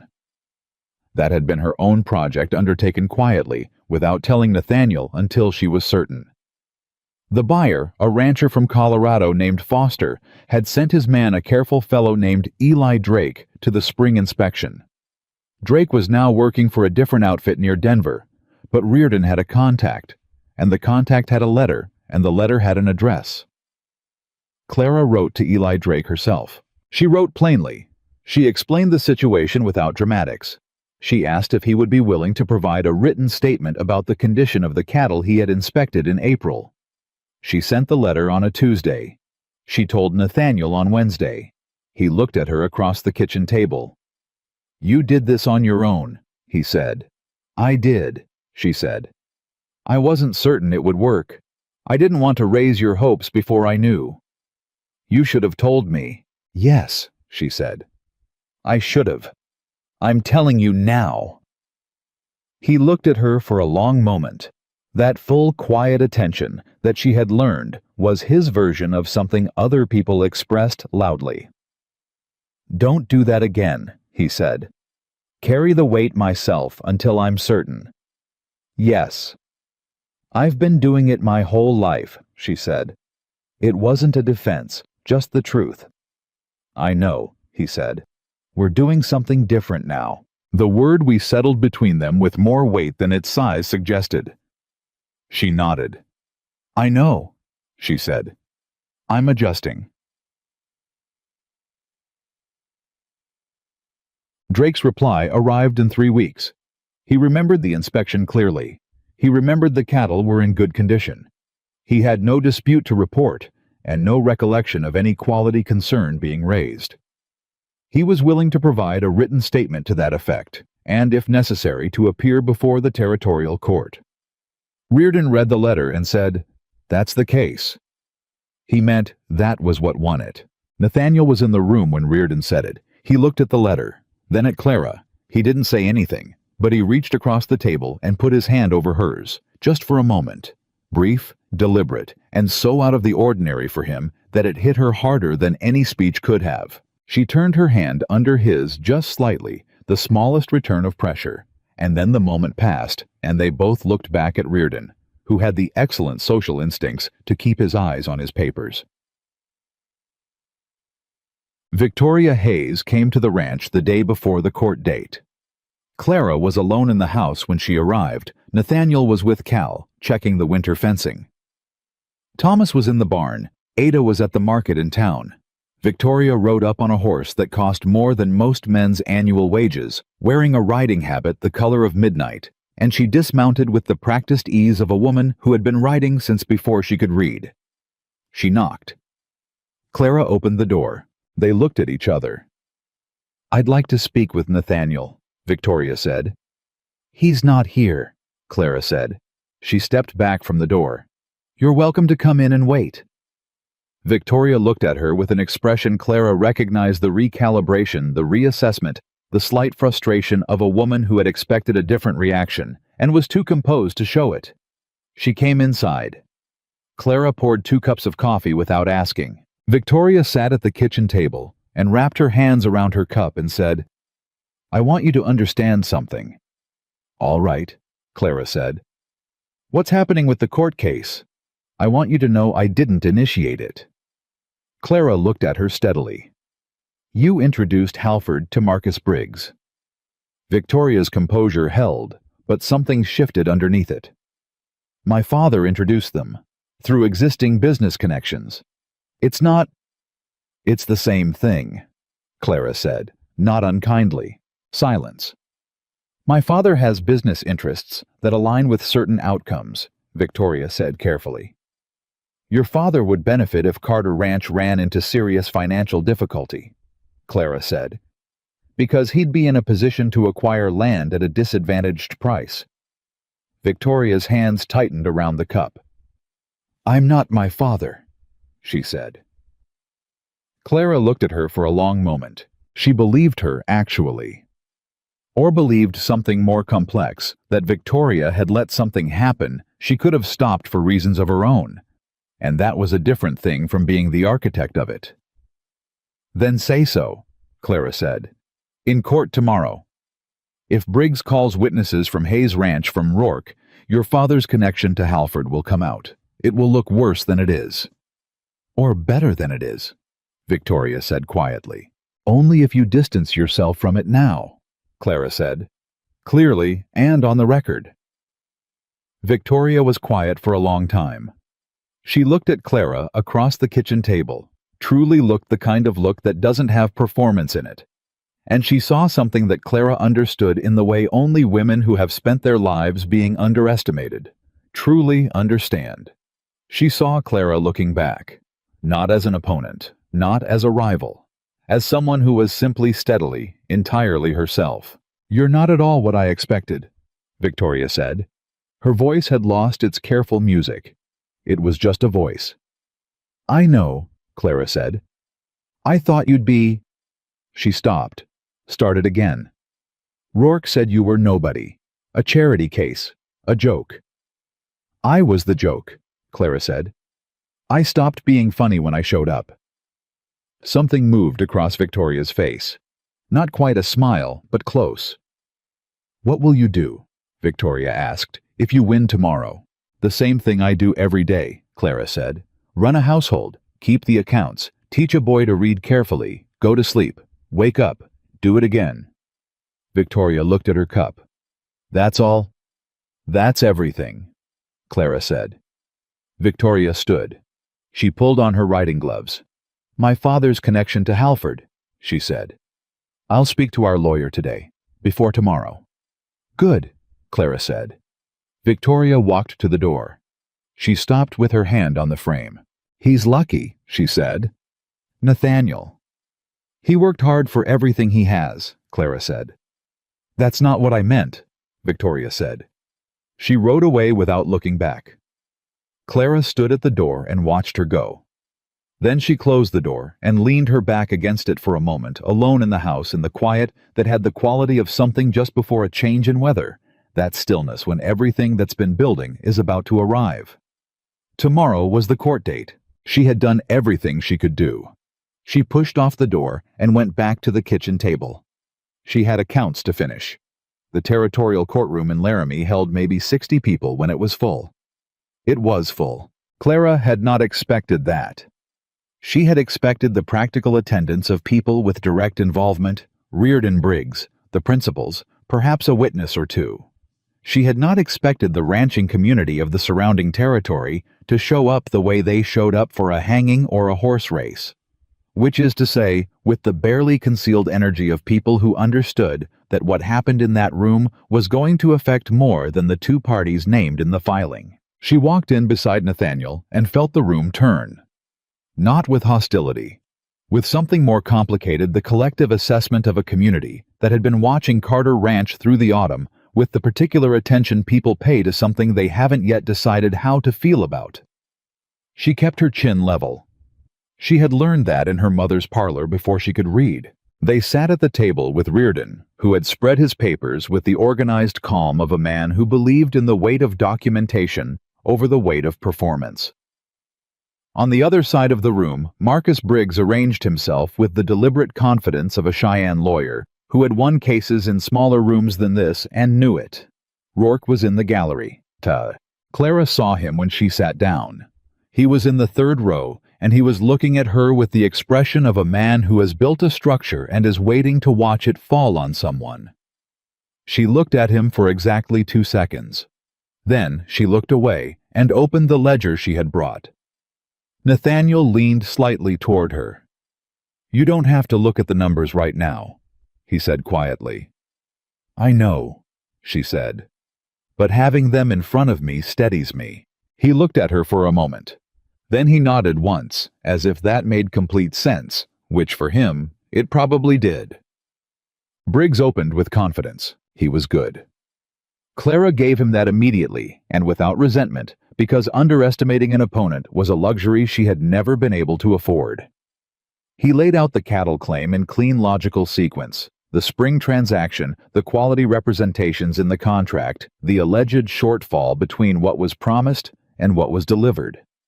His language was precise, and his manner was the particular brand of aggressive that worked in courtrooms because it looked like certainty. The judge, a heavy-set man named Caldwell, who had the expression of someone who had seen every variety of human conflict and been bored by most of them for at least 15 years, listened without expression. Reardon let Briggs finish. Then he stood up, and he began to take the structure apart. The first piece he removed was the quality representation itself. The contract language, he argued, was standard industry phrasing, not a specific guarantee of individual animal condition, but a general attestation of herd quality consistent with market grade. He produced 3 similar contracts from the same period, showing identical language used identically across the territory. Briggs objected. Caldwell overruled. The second piece was the inspection record. Reardon produced Gus's written statement, direct, plain, undecorated, about the condition of the cattle at inspection time and the absence of any buyer dispute at point of sale. Briggs called the statement self-serving. Caldwell told him to make his objection in proper form or not at all. The third piece, and Clara watched the room shift when Reardon introduced it, was Eli Drake's written statement from Colorado. Briggs hadn't known about Drake. She could tell by the way his body changed when Reardon read the document into the record, a slight forward lean, a rapid recalculation behind the eyes, the particular stillness of a man whose structure has just lost a load-bearing wall. He recovered quickly. He was good enough for that. But he had been surprised. And in a courtroom, surprise cost you something you don't always get back. Shout. Rourke took the stand an hour into the proceedings. Briggs led him through his testimony with the practiced ease of a lawyer walking a witness through a story they have rehearsed together, which Clara recognized because the story had the smooth quality of something that has been told enough times to lose its rough edges. Rourke said the cattle had shown signs of condition problems at inspection. He said he had noted concerns at the time, but that Mr. Carter had directed him to proceed with the sale regardless. He said the quality representations in the contract had not, in his professional assessment, been accurate. His voice was steady, his eye contact was good, he was believable. Clara felt Nathaniel go rigid beside her. She put her hand flat on the ledger and pressed down. Not toward him. She didn't reach for him, because this was not the moment for comfort. This was the moment for stillness. But she pressed down on the ledger the way you press on something solid when the ground moves underneath you. Reardon stood for cross-examination. He asked Rourke 3 questions. The first, whether Rourke had signed the quality representation documents himself in his capacity as foreman. Rourke said yes, he had signed as directed. The second, whether at the time of signing Rourke had noted any formal objection in writing to the representations he was asked to make. Rourke paused. "No," he said. "Yes or no, Mr. Rourke," Reardon said. "No," Rourke said. The third question Reardon asked quietly, almost gently, which was more devastating than if he had asked it loudly, whether Rourke was currently employed by the Hayes Ranch, and whether that employment had begun within 3 weeks of his dismissal from Carter Ranch. Rourke's jaw tightened. "Yes," he said. "And did anyone associated with Hayes Ranch introduce you to Gerald Halford or to Mr. Halford's legal counsel?" Briggs was on his feet. "Objection. Relevance. Goes to witness credibility and potential coordination," Reardon said without inflection. Caldwell looked at Rourke. "Answer the question," he said. The courtroom was very quiet. Rourke said, "I was introduced, yes." The room exhaled. Briggs called his next witness. Clara had expected Halford himself, or perhaps someone from Halford's company. She had not expected the man who walked through the door. He was tall, neatly dressed, with the particular composure of someone who has been told they are impressive often enough to believe it. He introduced himself as Edward Hayes, Victoria's father, and he took the stand with the ease of a man who has operated in rooms like this before and found them agreeable. Clara went very still. She had thought Victoria had spoken to her lawyer. She had thought Hayes would distance himself. She had miscalculated something. Briggs led Hayes through a brief but pointed testimony that he had done business with Gerald Halford for 3 years, that Halford was a reputable operator whose contracts were sound, and that the quality dispute in question had been brought to his attention by a former Carter Ranch employee whose concerns had seemed credible. He said credible with the weight of a man lending his reputation to someone else's claim. The room had shifted again. Hayes' land ran to the horizon in 3 directions from Laramie. His name meant something here. Clara could feel it. Nathaniel's hand had closed around the edge of the table. Reardon stood for cross. He asked Hayes 2 questions. The first, whether Hayes' land bordered Carter Ranch on the northern property line. Hayes said it did on a portion. The second, whether Hayes had in the 18 months prior made any inquiry or offer regarding the purchase of Carter Ranch land, specifically the northern grazing section. Silence. Long enough that it became its own answer. "Mr. Hayes," Caldwell said. "I may have expressed interest," Hayes said carefully. "In the normal course of—" "At what price?" Reardon said. Hayes named a figure. Clara had the Carter Ranch land assessment in her ledger. She had pulled it the night before quietly, without knowing exactly why, the same instinct that had made her check the 3rd paragraph of the Halford contract, the same instinct that had made her write to Eli Drake. The figure Hayes named was 40% below assessed value. Reardon turned to face the room, not for theater, but with the specific purpose of letting 60 people do the arithmetic themselves. He didn't need to say anything else. He sat down. Judge Caldwell called a recess. Clara sat in the hallway with Nathaniel and Reardon, and the 3 of them were quiet, in the way of people who have said everything that can be said, and are now simply waiting for events to confirm or deny it. Thomas was not there. They had left him with Helen Briggs, who had arrived at the ranch that morning uninvited and announced she was spending the day with the boy, which was the kind of thing Helen Briggs did, and which Clara had accepted with more gratitude than she showed. Nathaniel was very still beside her. She knew that stillness.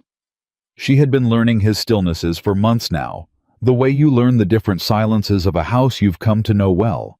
Which ones are peaceful, which ones are waiting, which ones mean something has been decided. This was the 3rd kind. "What are you thinking?" she asked. He was quiet for a moment. "I'm thinking about Rourke," he said. 7 years. "Yes." "I chose him," he said. "I trusted him. And he violated that trust," Clara said. "That's on him, not on you." "I should have—" "Nathaniel." She said it plainly the way she said most things. "You are a good man who trusted a person he had reason to trust. What Rourke did with that trust is Rourke's character, not yours." He turned and looked at her. "You always do that," he said. "Do what?" "Turn it back to the truth, when I'm moving away from it." She held his gaze. "Someone has to." Something in his face opened just slightly, the way a door opens when the latch releases after being stuck a long time. "7 years ago," he said. "After Margaret died, I told myself I didn't need anyone." He stopped, started again. "I meant it when I said it. I had Thomas. I had the ranch. I had work." He looked at his hands. "I had enough." "I know," she said. "I was wrong," he said. She had been very steady all morning. Through the courtroom, and the testimony, and Rourke's face, and Hayes's maneuvering through all of it, she had been steady. This was the moment she almost wasn't.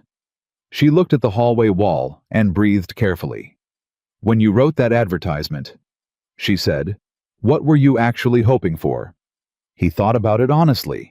She could see him doing it, the careful internal inventory of a man who doesn't answer questions he hasn't fully considered. "I was hoping for someone who would make the house feel less like it was just holding its breath until I died," he said.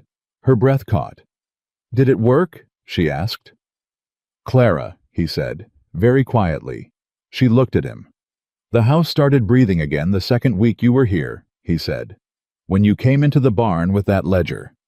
She laughed, sudden small, a little undone. "That's a terrible romantic moment." "I'm not a romantic man," he said. But the corner of his mouth moved. "You knew that." "I did," she said. "I came anyway."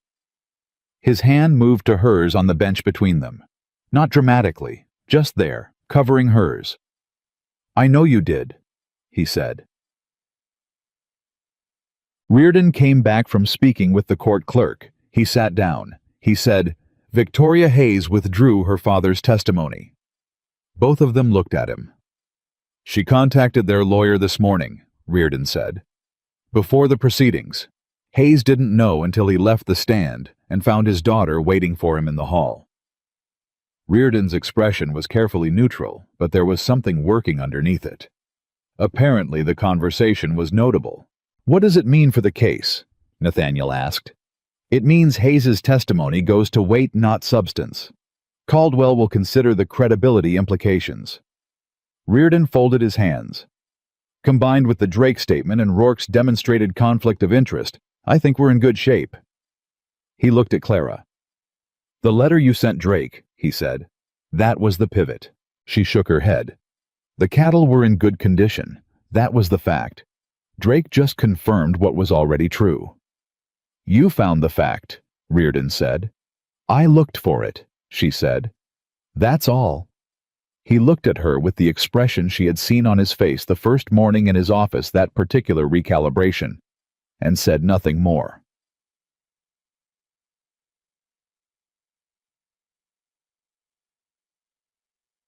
Judge Caldwell ruled at 2 o'clock in the afternoon. He was methodical. He went through the evidence in the order it had been presented, which meant the room had to sit through 20 minutes of legal language before arriving at the conclusion, and Clara spent those 20 minutes with her eyes on the ledger in her lap and her hand very still under Nathaniel's. When Caldwell said the words, "The claim was dismissed insufficient evidence to support the quality misrepresentation allegation," the court found the plaintiff's primary witness had demonstrated material conflict of interest. The room responded, not cheering. This wasn't a theatrical crowd. But there was a release, a collective exhale, a shifting of bodies, a murmur that ran through the gallery like wind through grass. Nathaniel didn't move for a moment. Then he turned to Reardon. "Is it clean?" "It's clean," Reardon said. "Dismissed with prejudice. He can't refile the same claim." Nathaniel nodded. He looked at Clara. She looked back at him. There were 60 people in that room, and Rourke in the gallery with his jaw set, and Halford's lawyer packing his papers with the efficient speed of a man who wants to be elsewhere, and Reardon already organizing his files, and none of it, none of the room, was what she was aware of. She was aware of his hand on hers, and his eyes on her face, and the particular feeling of something enormous that has been suspended finally coming to rest. "Let's go home," he said. They collected Thomas from Helen Briggs's house on the way out of town. Thomas knew something significant had happened the moment he saw their faces, and he stood in Helen's doorway with his jacket half buttoned and his hat in his hand and said, "Did we win? The court ruled in our favor?" Nathaniel said. Thomas looked at Clara. "Did you win?" he asked again.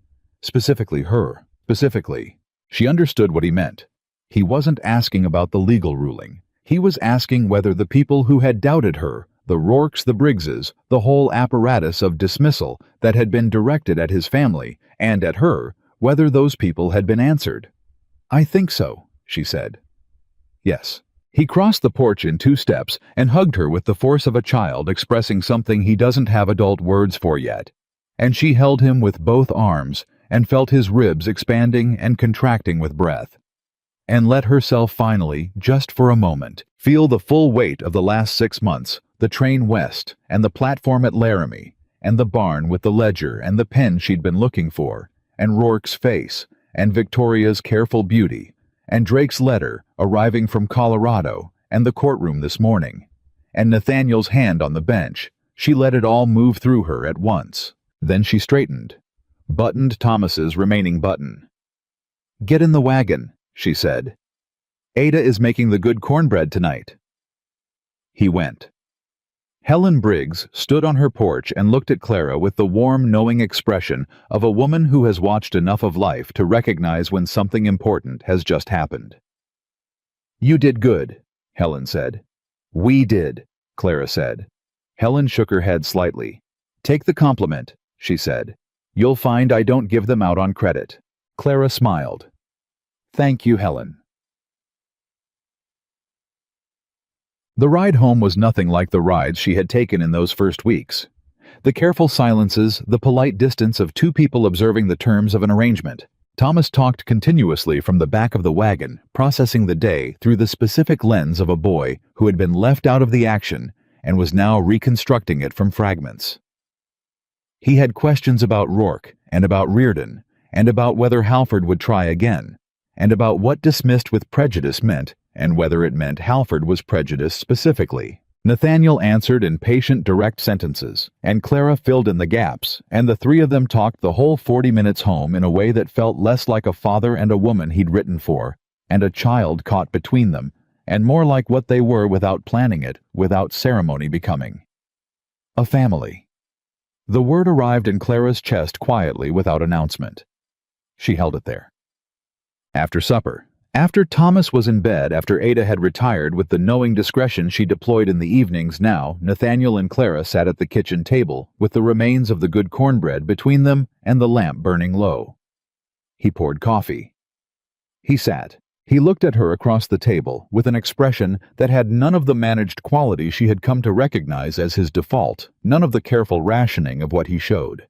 It was the expression of a man who has spent the day in a room where things could have gone very badly and hasn't quite put his armor back on. "I need to tell you something," he said. "All right." He wrapped his hands around the cup. "When I wrote that advertisement, when I was trying to say what I was looking for, I wrote the words honesty and strength. I meant them practically.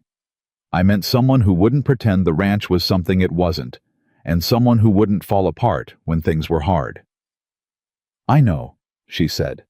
"I didn't mean—" He stopped. "I didn't know what I meant past that. I thought I was being practical." "You were," Clara said. "I thought partnership was the most I was capable of," he said. "After Margaret. After the years I spent just keeping the wheels turning and not feeling much else." He looked up from the cup. "I was wrong." The kitchen was very quiet. "Nathaniel," she began. "I'm not finished," he said. Not sharp, just steady. He had something he needed to say, in the order he needed to say it, and she recognized that, because it was how she thought too. "I watched you this fall," he said. "I watched you walk into a house that wasn't yours, and learn it from the ground up without complaint. I watched you find what Rourke had done, and bring it to me instead of carrying it yourself. I watched you with Thomas, the way he looks at you now, the way he was before, and the way he is now." He paused. I watched you in that courtroom today with that ledger in your lap and your hand on the table steady as bedrock. She could feel her heartbeat in her throat. I don't think you came here because your family sent you as a joke, he said. I think you came here because you were the only one in that house with the courage to go. She had been steady all day. She was not going to be steady for this. She looked at the table, pressed her lips together, breathed once. They sent me to be humiliated, she said. Her voice was even, barely. I know. They thought I would fail. I know. They thought you would take one look at me and... Clara? She looked up. I took one look at you on that platform, he said. And I thought she came alone. She came all this way with one bag, and she stood on that platform, and she didn't look away. He held her eyes. I didn't know yet what I was looking at, but I knew it was something I hadn't seen before. She breathed. I love you, he said, plain and direct and exactly like him. I'm not certain I know how to do it correctly after this many years of not doing it, but I know what I feel, and I know I'm done pretending it's just a practical arrangement. She looked at this man across a kitchen table in Wyoming, this careful, honest, difficult, decent man who had spent 4 years locked inside his own grief and had slowly, reluctantly, stubbornly let her in, and felt 26 years of being someone's smallest story dissolve like morning frost in the sun. I love you too, she said. I think I have for a while. How long? He asked, not with insecurity, with genuine curiosity. The curiosity of a man who wants to know exactly where things began. The barn, she said.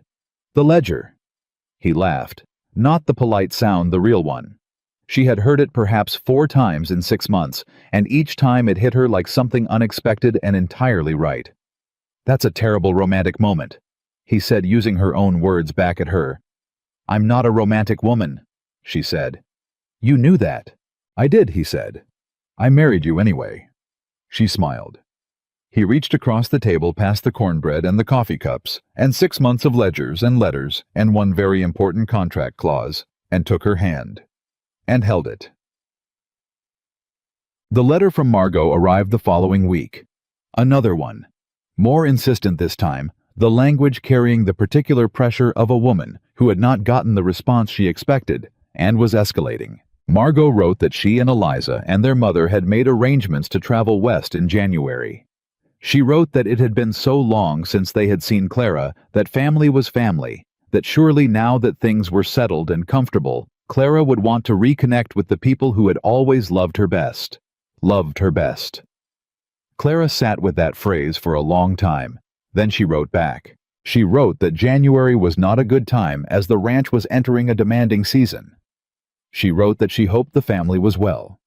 She wrote with great care and complete calm that Carter Ranch had experienced some significant events in the preceding months, and that she was sure word had reached Missouri of the outcome. And she wrote, this was the sentence she drafted 4 times before she was satisfied with it, that she was glad now to have made the journey west. That she had found something in Wyoming she had not known she was looking for. That she was happy. She signed it. With love, Clara Carter. She sealed it. She left it on the hall table for the Morning Post. Then she went back to the kitchen, where Nathaniel was reviewing the winter cattle ledger, and Thomas was asleep in the chair by the fire with a book fallen open on his chest. And Ada was somewhere in the back of the house, doing the efficient and endless work she always did. Clara sat down across from Nathaniel with her own ledger. He glanced up. Margot again, he said. January, she said. She's persistent. He looked back at his ledger. She looked at hers. After a moment he said without looking up, January is a difficult season.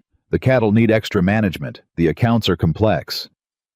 That's what I told her, Clara said. Good. He turned a page. February is also difficult. She looked at him. He was studying the ledger with great concentration. March, he said, can be unpredictable. Nathaniel, she said. He looked up. They will come eventually, she said. We can't put them off forever. I know, he said. but we can put them off until you're ready." She held his gaze. Until she was ready. Not until he decided. Not until the ranch's schedule permitted. Not until it was convenient for everyone else. Until she was ready. She thought about the kitchen in Missouri, the biscuits before sunrise, the footsteps of her sisters coming downstairs at 9 o'clock. She thought about Margot's voice. Send Clara.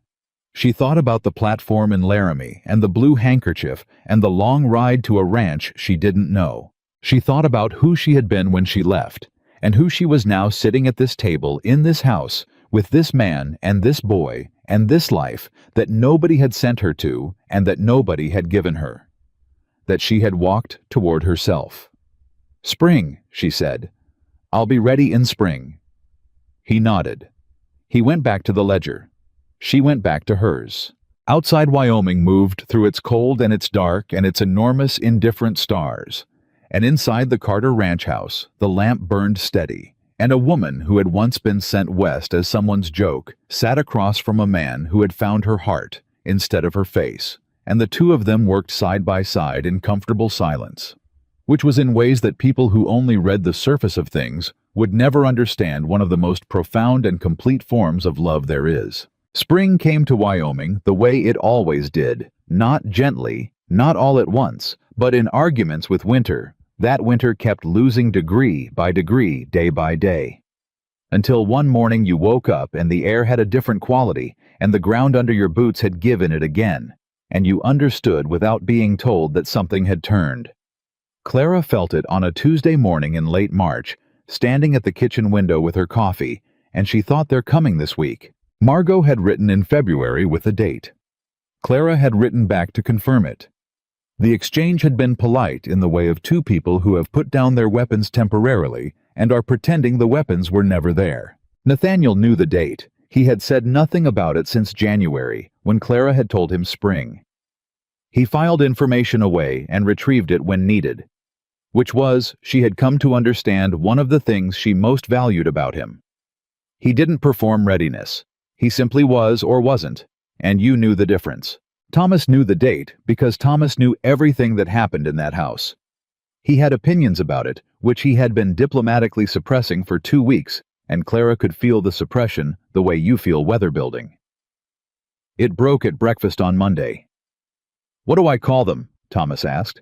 He was eating cornmeal with the focused energy of a boy who had been thinking about something and had decided to stop thinking and start asking. "You call them Miss Margot and Miss Eliza," Clara said. "Not Aunt." She looked at him. "Not yet," she said. He considered this with his characteristic deliberation. "Do you want them to come?" Clara set down her coffee cup. Thomas watched her with his father's eyes, the ones that didn't let you get away with a surface answer. "I want to stop being afraid of them," she said. "That's different from wanting them here, but it might require the same thing." Thomas turned this over. "You're afraid of your sisters." "I was afraid of what they thought of me," she said. "For a very long time." "Are you still?" She thought about it honestly, the way she had learned to think about hard things since coming to Wyoming, not performing an answer, but actually looking. "Less," she said. "But I want to see their faces when they walk through that door. I want to know for certain that it's gone." Thomas nodded slowly. "That makes sense," he said. He picked up his spoon. "I'll be very polite to them," he announced with the gravity of a small person making a significant concession. "But I won't pretend I like them until I know if I do." "That's all I ask," Clara said. From behind the stove, Ada made a sound that was almost certainly not a laugh, because Ada did not laugh at breakfast. They arrived on a Wednesday afternoon. The wagon from town appeared on the road at just past 3 o'clock, and Clara was in the yard when it came, not because she had been waiting there, but because she had been checking the kitchen garden and hadn't gone back inside yet, which she told herself was coincidence, and which she knew was not. She stood and watched the wagon come. 3 women. Her mother small and upright in the front beside the driver. Margot and Eliza in the back, both in traveling clothes that announced they had made an effort which Clara recognized as a statement.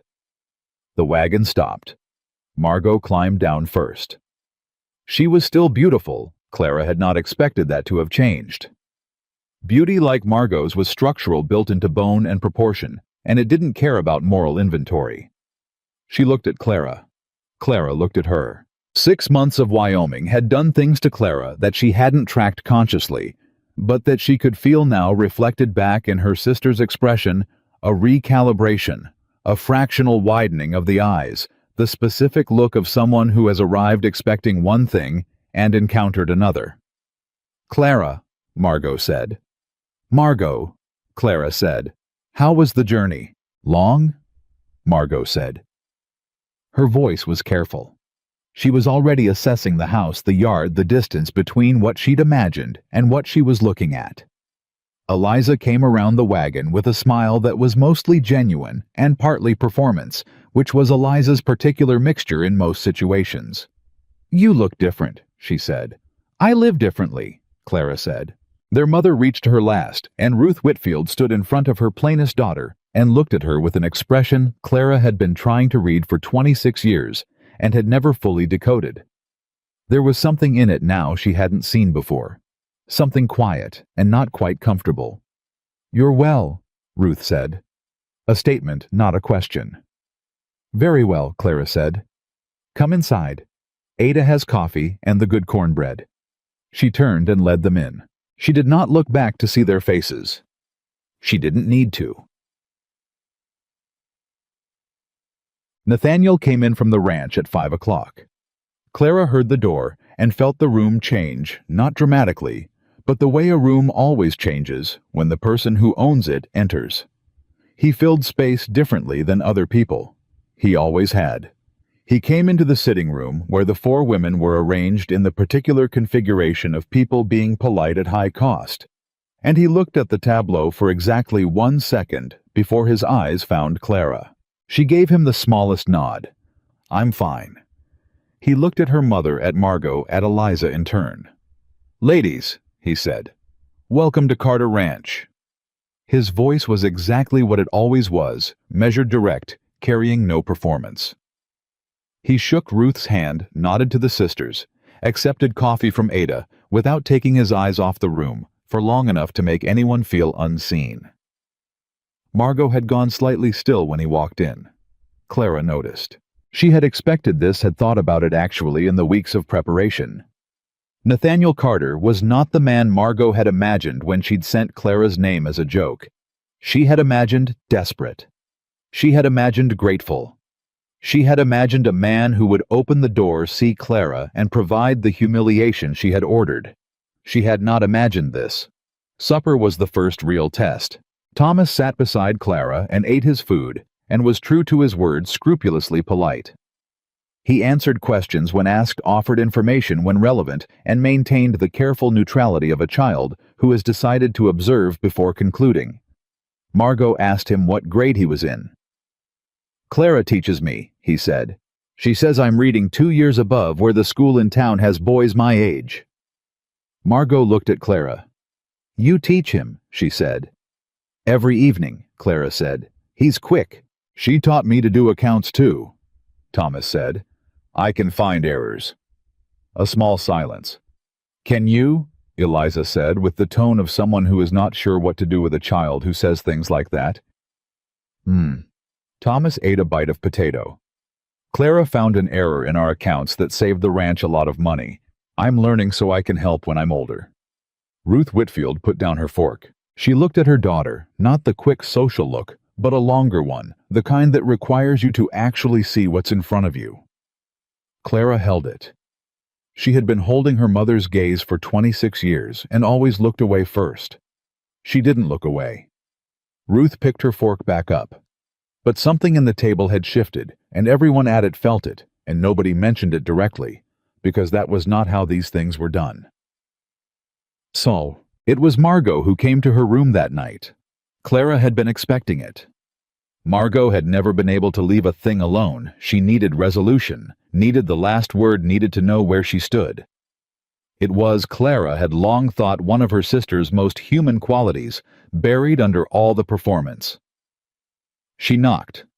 Clara said, "Come in." Margot came in and stood in the middle of the small room, Her own room in Missouri was 3 times the size, and something in her posture registered this, though she was too controlled to say so, and looked at Clara sitting on the bed with a book. "You look different," she said again. "You said that earlier," Clara said. "I mean it more now." Margot sat in the chair by the window without being invited, which was so consistent with her character that Clara almost smiled. "He's not what I expected." "What did you expect?" Margot was quiet for a moment, the rare quiet of a woman who is being honest instead of strategic. "I expected someone who had settled," she said. "Someone who wanted a housekeeper and called it a wife." "He wanted a partner," Clara said. "He just didn't know that's what he was asking for. And you're that," Margot said. The words had a texture Clara couldn't immediately name, not quite resentment, not quite admiration. Somewhere between. "I'm trying to be," Clara said. Margot looked at the room. The plain furniture, the hook with the shawl, the tin box on the washstand, that she would have no way of knowing, held $8.40, and a letter Clara had written to herself in Missouri on the last night before everything changed. "We didn't think you'd go," Margot said. "I know. We thought—" She stopped. "You thought I'd understand it was a joke and stay home," Clara said, "and be humiliated privately instead of publicly." Margot flinched. A small movement, but real. "Yes," she said. "Why?" Clara asked. She wasn't angry. The anger had moved through her in the months since and been replaced by something more useful, genuine curiosity. "What did I do that made you think I deserved that?" "You didn't do anything," Margot said. "Then why?" Margot looked at the floor. "Because you were always better than you looked," she said. "And nobody saw it but you. And that made me—" She stopped again. The word she was looking for was one she didn't want to say because it required too much honesty. "Uncomfortable," Clara offered quietly. Margot looked up. "When someone near you has something genuine that you don't," Clara said, "and they're not using it against you, it's still uncomfortable, because it shows you what you're missing." Margot stared at her. "I'm not saying this to hurt you," Clara said. "I'm just saying what I think happened." "When did you get like this?" Margot said. The words were half frustration and half something else. "I've always been like this," Clara said. "You just didn't have to listen before." Silence. Margot stood. She moved to the door. She stopped with her hand on the frame, the same posture Victoria Hayes had held in this very house 3 months ago. And Clara thought the doorframe pause. The moment when people stand at the edge of something and decide whether to say the real thing. "I'm sorry," Margot said. Her voice was flat with the effort of making it. "For sending you here the way we did. For the reason we did it." Clara looked at her sister. She had waited 26 years for an apology from Margot. It sounded exactly like she would have expected effortful, slightly stiff, real underneath. "I know," Clara said. "Thank you." Margot nodded once. Went out. Clara sat with the quiet for a moment. Then she put down her book, picked up the tin box from the washstand, and opened it. The $8.40 were still there. The letter was still there. She took the letter out. She read it one more time. "I only know what I am leaving. And leaving a place that has always made you feel like a mistake is not a loss. It is the beginning of finding out if you were ever wrong about yourself." She hadn't been wrong. She folded the letter carefully. Put it back. Closed the box. The week passed. Eliza thawed fastest. She had always been the more flexible of the two, her cruelty less structural and more borrowed from Margot, and without Margot directing things, she defaulted to her actual personality, which was vain and somewhat shallow, and underneath both capable of warmth. She developed a genuine affection for Thomas within 3 days. Thomas allowed it with the dignity of a boy who was pretending he hadn't already decided he liked her, which Clara found endearing in both of them. Ruth Whitfield was the hardest. Not because she was hostile, because she was watching. She watched Clara in the kitchen, and at the table, and with Thomas, and with Nathaniel, and she watched with the expression of a woman assembling a picture she had not previously had the pieces for. Clara could feel the assembly happening. It was uncomfortable in the way that being truly seen by someone who had previously only glanced at you is uncomfortable, the sudden exposure of having a witness where there had only ever been a judge. It came to a head on Friday morning. Nathaniel was at the far pasture. Thomas was doing his lessons in the sitting room. Eliza and Margot were somewhere in the house. Clara was in the kitchen going through the weekly supply manifest when her mother came in and sat down across from her without preamble. Clara kept working. Ruth watched her. "You run this house," Ruth said. "Yes," Clara said. "The accounts, the supply ordering, the staff." "Ada runs the household staff," Clara said. "I handle the financial records. Thomas's education." "Yes." Ruth was quiet. Clara turned a page. "I didn't know you could do all of this," Ruth said. Clara looked up. "I did it in your house for 11 years, she said. "The accounts, the supply ordering, the mending, the kitchen before anyone else was awake." She held her mother's gaze. "I just did it there without anyone noticing." Ruth absorbed this. She was not a demonstrative woman. She had never been. Her love, if it had existed, had always expressed itself sideways, in practical provisions, rather than warmth, in management, rather than presence. "I wasn't fair to you," Ruth said. 3 words at the center of 26 years. Clara set down her pen. "No," she said.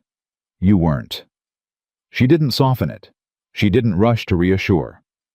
She let the truth sit between them the way it deserved to sit. Ruth's chin moved, a small adjustment. The kind of movement a person makes when they are holding something difficult inside. "I didn't know how to," she began. "I know," Clara said. "I'm not asking you to have been different than you were. I'm just telling you what was true." Ruth looked at her. "Are you happy?" she asked. The same question Helen Briggs had asked, but from a different place, not celebration, but something closer to accountability. "Yes," Clara said. "Genuinely." Ruth nodded. She looked at the table. "He's a good man." "He is." "The boy is he's very like you," Ruth said, "in the way he thinks." Clara blinked. That surprised her. "You think so?" she said.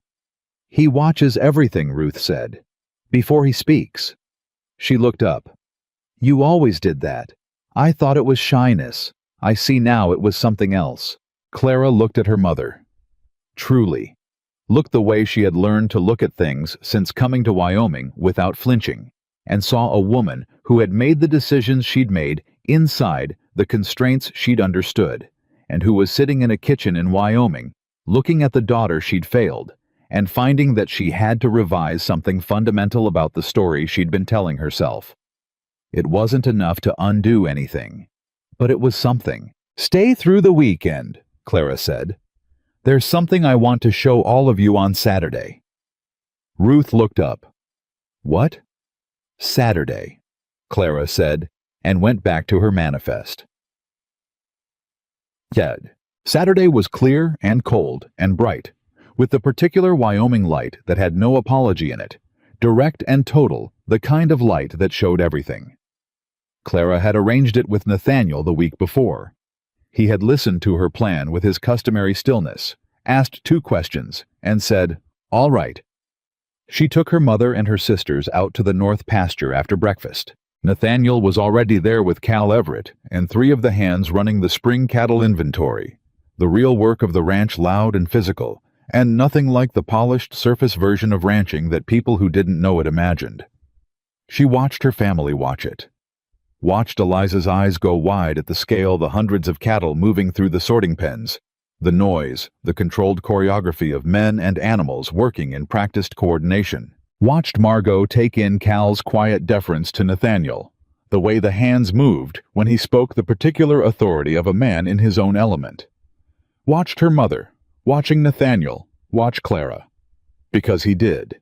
In the middle of managing the cattle inventory with Cal at his elbow, and 3 hands looking to him for direction, Nathaniel Carter glanced across the pen and found Clara, and the look that passed between them was nothing that could be performed. Nothing that could be arranged. Just 2 people who knew each other and were glad the other was there. Ruth Whitfield saw it. Clara saw her mother see it. Neither of them said anything. They didn't need to. The real twist came that afternoon. Margot found the letter, not through snooping through the specific accident of being in Clara's room, looking for a handkerchief she thought she'd left there, and reaching toward the washstand and knocking the tin box to the floor and picking it up and seeing the folded letter fall out. She brought it to Clara in the kitchen. "This fell," she said. She held out the box and the letter separately. Her expression was uncertain in a way Clara had almost never seen on her. Clara took them. She looked at the letter. Then, after a moment that she would not have been able to fully explain, she unfolded it and held it out to Margot. "Read it," she said. Margot looked at her. "Read it," Clara said again. Margot took the letter. Clara watched her sister's face while she read the same face she had watched across tables and over her shoulder and through doorways her whole life, and she watched it move through something it had not moved through before. Margot read it twice. She folded it carefully. She handed it back. She said, "You wrote this the night before you left." "Yes." "After we—" She didn't finish. "Yes," Clara said. Margot stood very still. "You weren't afraid," she said. "Were you?" "Not really. I was afraid," Clara said. "I was afraid the whole train ride, and I was afraid on the platform, and I was afraid every day for the first 2 weeks." "But you did it anyway." "There was nothing left to lose," Clara said. "That's different from not being afraid. That's just running out of reasons to stay." Margot looked at her. "We gave you no reasons to stay," she said. "No," Clara agreed. Margot's face did something complicated. She handed the letter back turned and walked out of the kitchen. Clara heard her go upstairs. She stood at the kitchen table alone with the letter in her hand.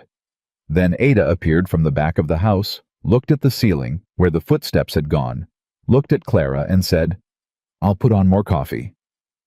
"Thank you, Ada," Clara said. "Don't thank me," Ada said, already moving.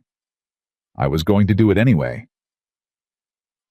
Nathaniel found Clara at the kitchen table after supper that evening, when the house had settled into its nighttime sounds, and the guests were upstairs, and Thomas was in bed, and the 2 of them were alone in the particular piece of the kitchen.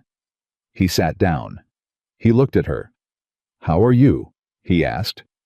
"Tired," she said. "The good kind."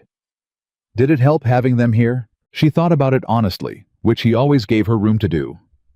"Yes," she said. "I didn't know if it would, but yes." She looked at the table. "My mother told me she wasn't fair to me." He was quiet. "She didn't say much else," Clara said. "She didn't try to explain or justify. She just said it." She looked up. "I think that might be the most honest thing she's ever said to me." "Is it enough?" he asked. Not pushing, genuinely asking, wanting to know what she needed. "It's a start," she said. "I'm not looking for it to be everything. I stopped needing everything from them a long time ago." She paused. "I think I just needed to hear the truth out loud. In this house. So I could stop carrying it around like a question." He reached across the table. She put her hand in his. "You know what's strange?" she said. "What?" "I came here because I had nothing to lose. And now I have—" She looked around the kitchen. "Everything. And it's not what I expected. It's better." "Better how?" he said. "Real," she said. "It's real. It's not a story I was told about what my life should look like. It's just what it actually is." He looked at her with that expression she had come to know better than any other. The one that wasn't performance or management, the one that was just him entirely. "It is real," he said. "Every part of it." Margot came downstairs late that night. Clara heard her in the kitchen and came down to find her sister sitting at the table with a cup of cold coffee. She hadn't drunk, staring at nothing. Clara sat across from her. "I keep thinking," Margot said, "about what would have happened if you hadn't gone." "I'd still be in Missouri," Clara said, "and I would never have—" Margot stopped. Started again. "I never looked at you and thought about what you were capable of. I only ever looked at you and thought about what you weren't." "I know," Clara said. "That's a terrible thing," Margot said. "To do to someone." "Yes," Clara agreed. She didn't soften it. She had stopped softening things for people who needed the truth more than comfort. "I'm not going to pretend it was something else," Margot said. "I know I can't fix it. She looked at her hands on the table. "I wanted you to know that I see it now. What I did. What all of us did." Clara looked at her sister for a long moment. 26 years of a particular kind of loneliness. 26 years of making biscuits before sunrise and keeping accounts nobody credited, and being the smallest story in a house full of people who should have known better. And then a train west. And a platform. And a blue handkerchief. And a boy who showed her where the creek was. And a man who looked at a ledger she'd brought to the barn and said thank you, like he meant it all the way down. "I know you see it," Clara said. "That matters." "Does it change anything?" Margot asked. "It changes some things," Clara said. "Not everything, but yes, some things." Margot nodded. She picked up the cold coffee, looked at it, set it back down. "He loves you," she said. "Not with envy, or not only with envy. With something more complicated. Nathaniel, it's not arrangement. You can see it." "I know," Clara said. "You deserve that," Margot said. The words cost her something. Clara could hear it. "You always did." Clara held her sister's gaze. "So do you," she said. "Go find it. Don't wait for someone to send you somewhere. Go yourself." Margot looked at her with an expression Clara had never seen on her face before. Open, uncertain, younger somehow than her years. Then she laughed. Small, startled, genuine. "That's very easy for you to say," she said. "I know," Clara said. "I also know that 6 months ago I had $8.40 and one bag and a train ticket. And I was terrified." She leaned forward slightly. "Go anyway." They left on Monday morning. The wagon came at 8 o'clock, and the 3 Whitfield women loaded their cases with the organized efficiency of people who have been traveling together long enough to have a system. Thomas shook Eliza's hand with great formality, and then ruined it by grinning when she hugged him. Ruth stood in front of Clara last. She looked at her for a long moment. Then she did something she had not done since Clara was very small. She reached up and touched Clara's face. Just briefly. Just the back of 2 fingers against her daughter's cheek. "Write to us," she said. "I will," Clara said. Ruth nodded, turned, climbed into the wagon. Margot was last. She stood in front of Clara, and they looked at each other, the way sisters look at each other, when they have been through something real and come out the other side changed by it. "I mean it," Margot said. "What I said the other night." "I know you do," Clara said. "I'll be better," Margot said. "I'm not asking you to believe that yet. I'll be better." "Good," Clara said. "That's the only thing worth doing." Margot hugged her quick, genuine, not the performance hug of social occasions, but the real kind, the kind that admits something. Then she climbed up. The wagon moved. Clara stood in the yard and watched it go down the road until it was small and then gone, the dust settling back into the cold, bright morning. Nathaniel came to stand beside her. He didn't say anything. She didn't need him to. They stood there together in the quiet that had the quality of something completed, not ending, but completing the way the last piece of something slots into place, and you feel the whole thing become solid under your hands. "Thomas has his composition lesson in 20 minutes, she said. "He knows," Nathaniel said. "And the supply manifest needs to go to town by Wednesday." "I'll send Gus." The north fence section Cal flagged. "Clara," he said. She stopped. He turned to face her. "The ranch will still be here in 10 minutes, he said. She looked at him. The morning light was direct and honest in the way of Wyoming light. No flattery, no softening. And it fell on his face and on hers equally, and she thought, this is what real looks like. Not beautiful in the way they taught me to measure beauty. Just real and solid and here.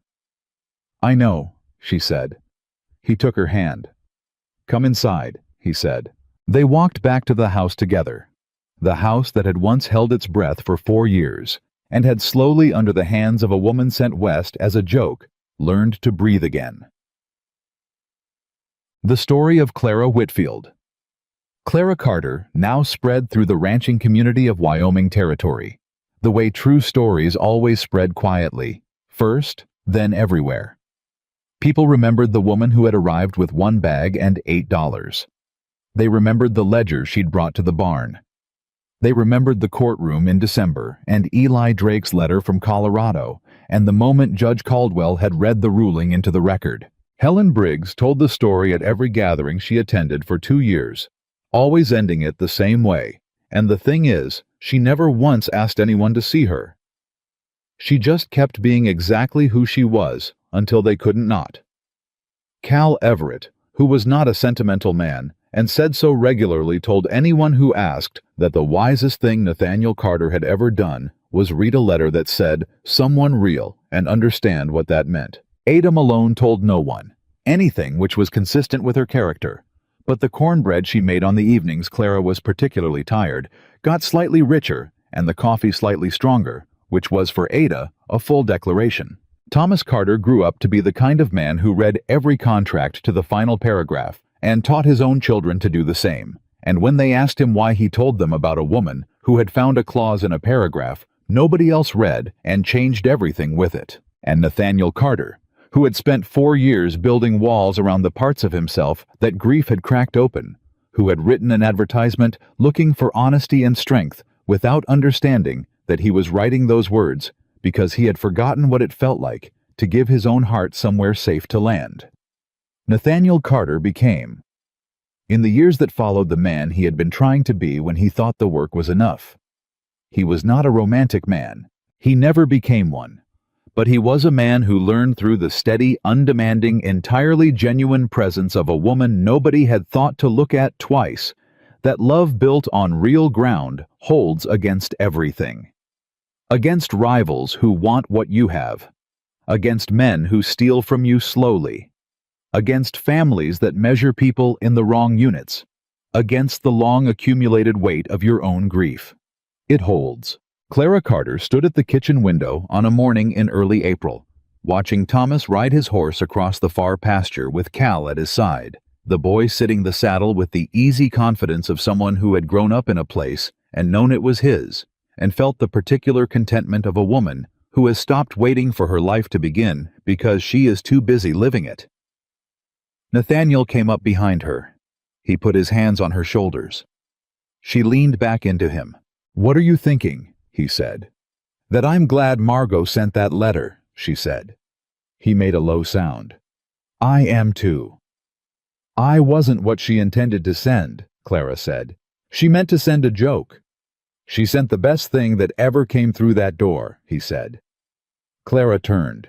She looked at him, this man who had chosen the word real in an advertisement and meant it with his whole complicated heart, and she smiled. Not the careful, managed smile of a woman who has spent her life trying not to take up too much space. The full one. The one she had been saving without knowing it for a life that deserved it. "Go check on your son," she said. "He's taking that horse through the east pasture again, and you told him to wait on the east pasture." "He doesn't listen," Nathaniel said. "He listens to everything," Clara said. "He just decides for himself after." "He gets that from you," Nathaniel said. "He gets that from his father," Clara said. Nathaniel looked at her. Then he kissed her straight forward, unhurried the way he did everything, and went out to find his son. Clara turned back to the window. The woman who had once been sent west as a joke, who had arrived on a platform in Laramie with one bag and $8.40, and a letter she had written to herself about not knowing what she was going toward, stood in the house she had built from the inside out and watched her family cross the morning pasture together. And she knew with the kind of certainty that doesn't need to be spoken or performed or proven to anyone, that she had found exactly what she had written about that last night in Missouri. Not a new start, a continuation of the woman she had always been, finally in a place large enough to hold her. The joke had become the blessing. The forgotten sister had become the woman they remembered. And the bride they sent to humiliate a lonely rancher had built something so real, so solid, and so full of love that it would stand long after the people who had laughed at her had forgotten why they ever thought she was someone worth laughing at.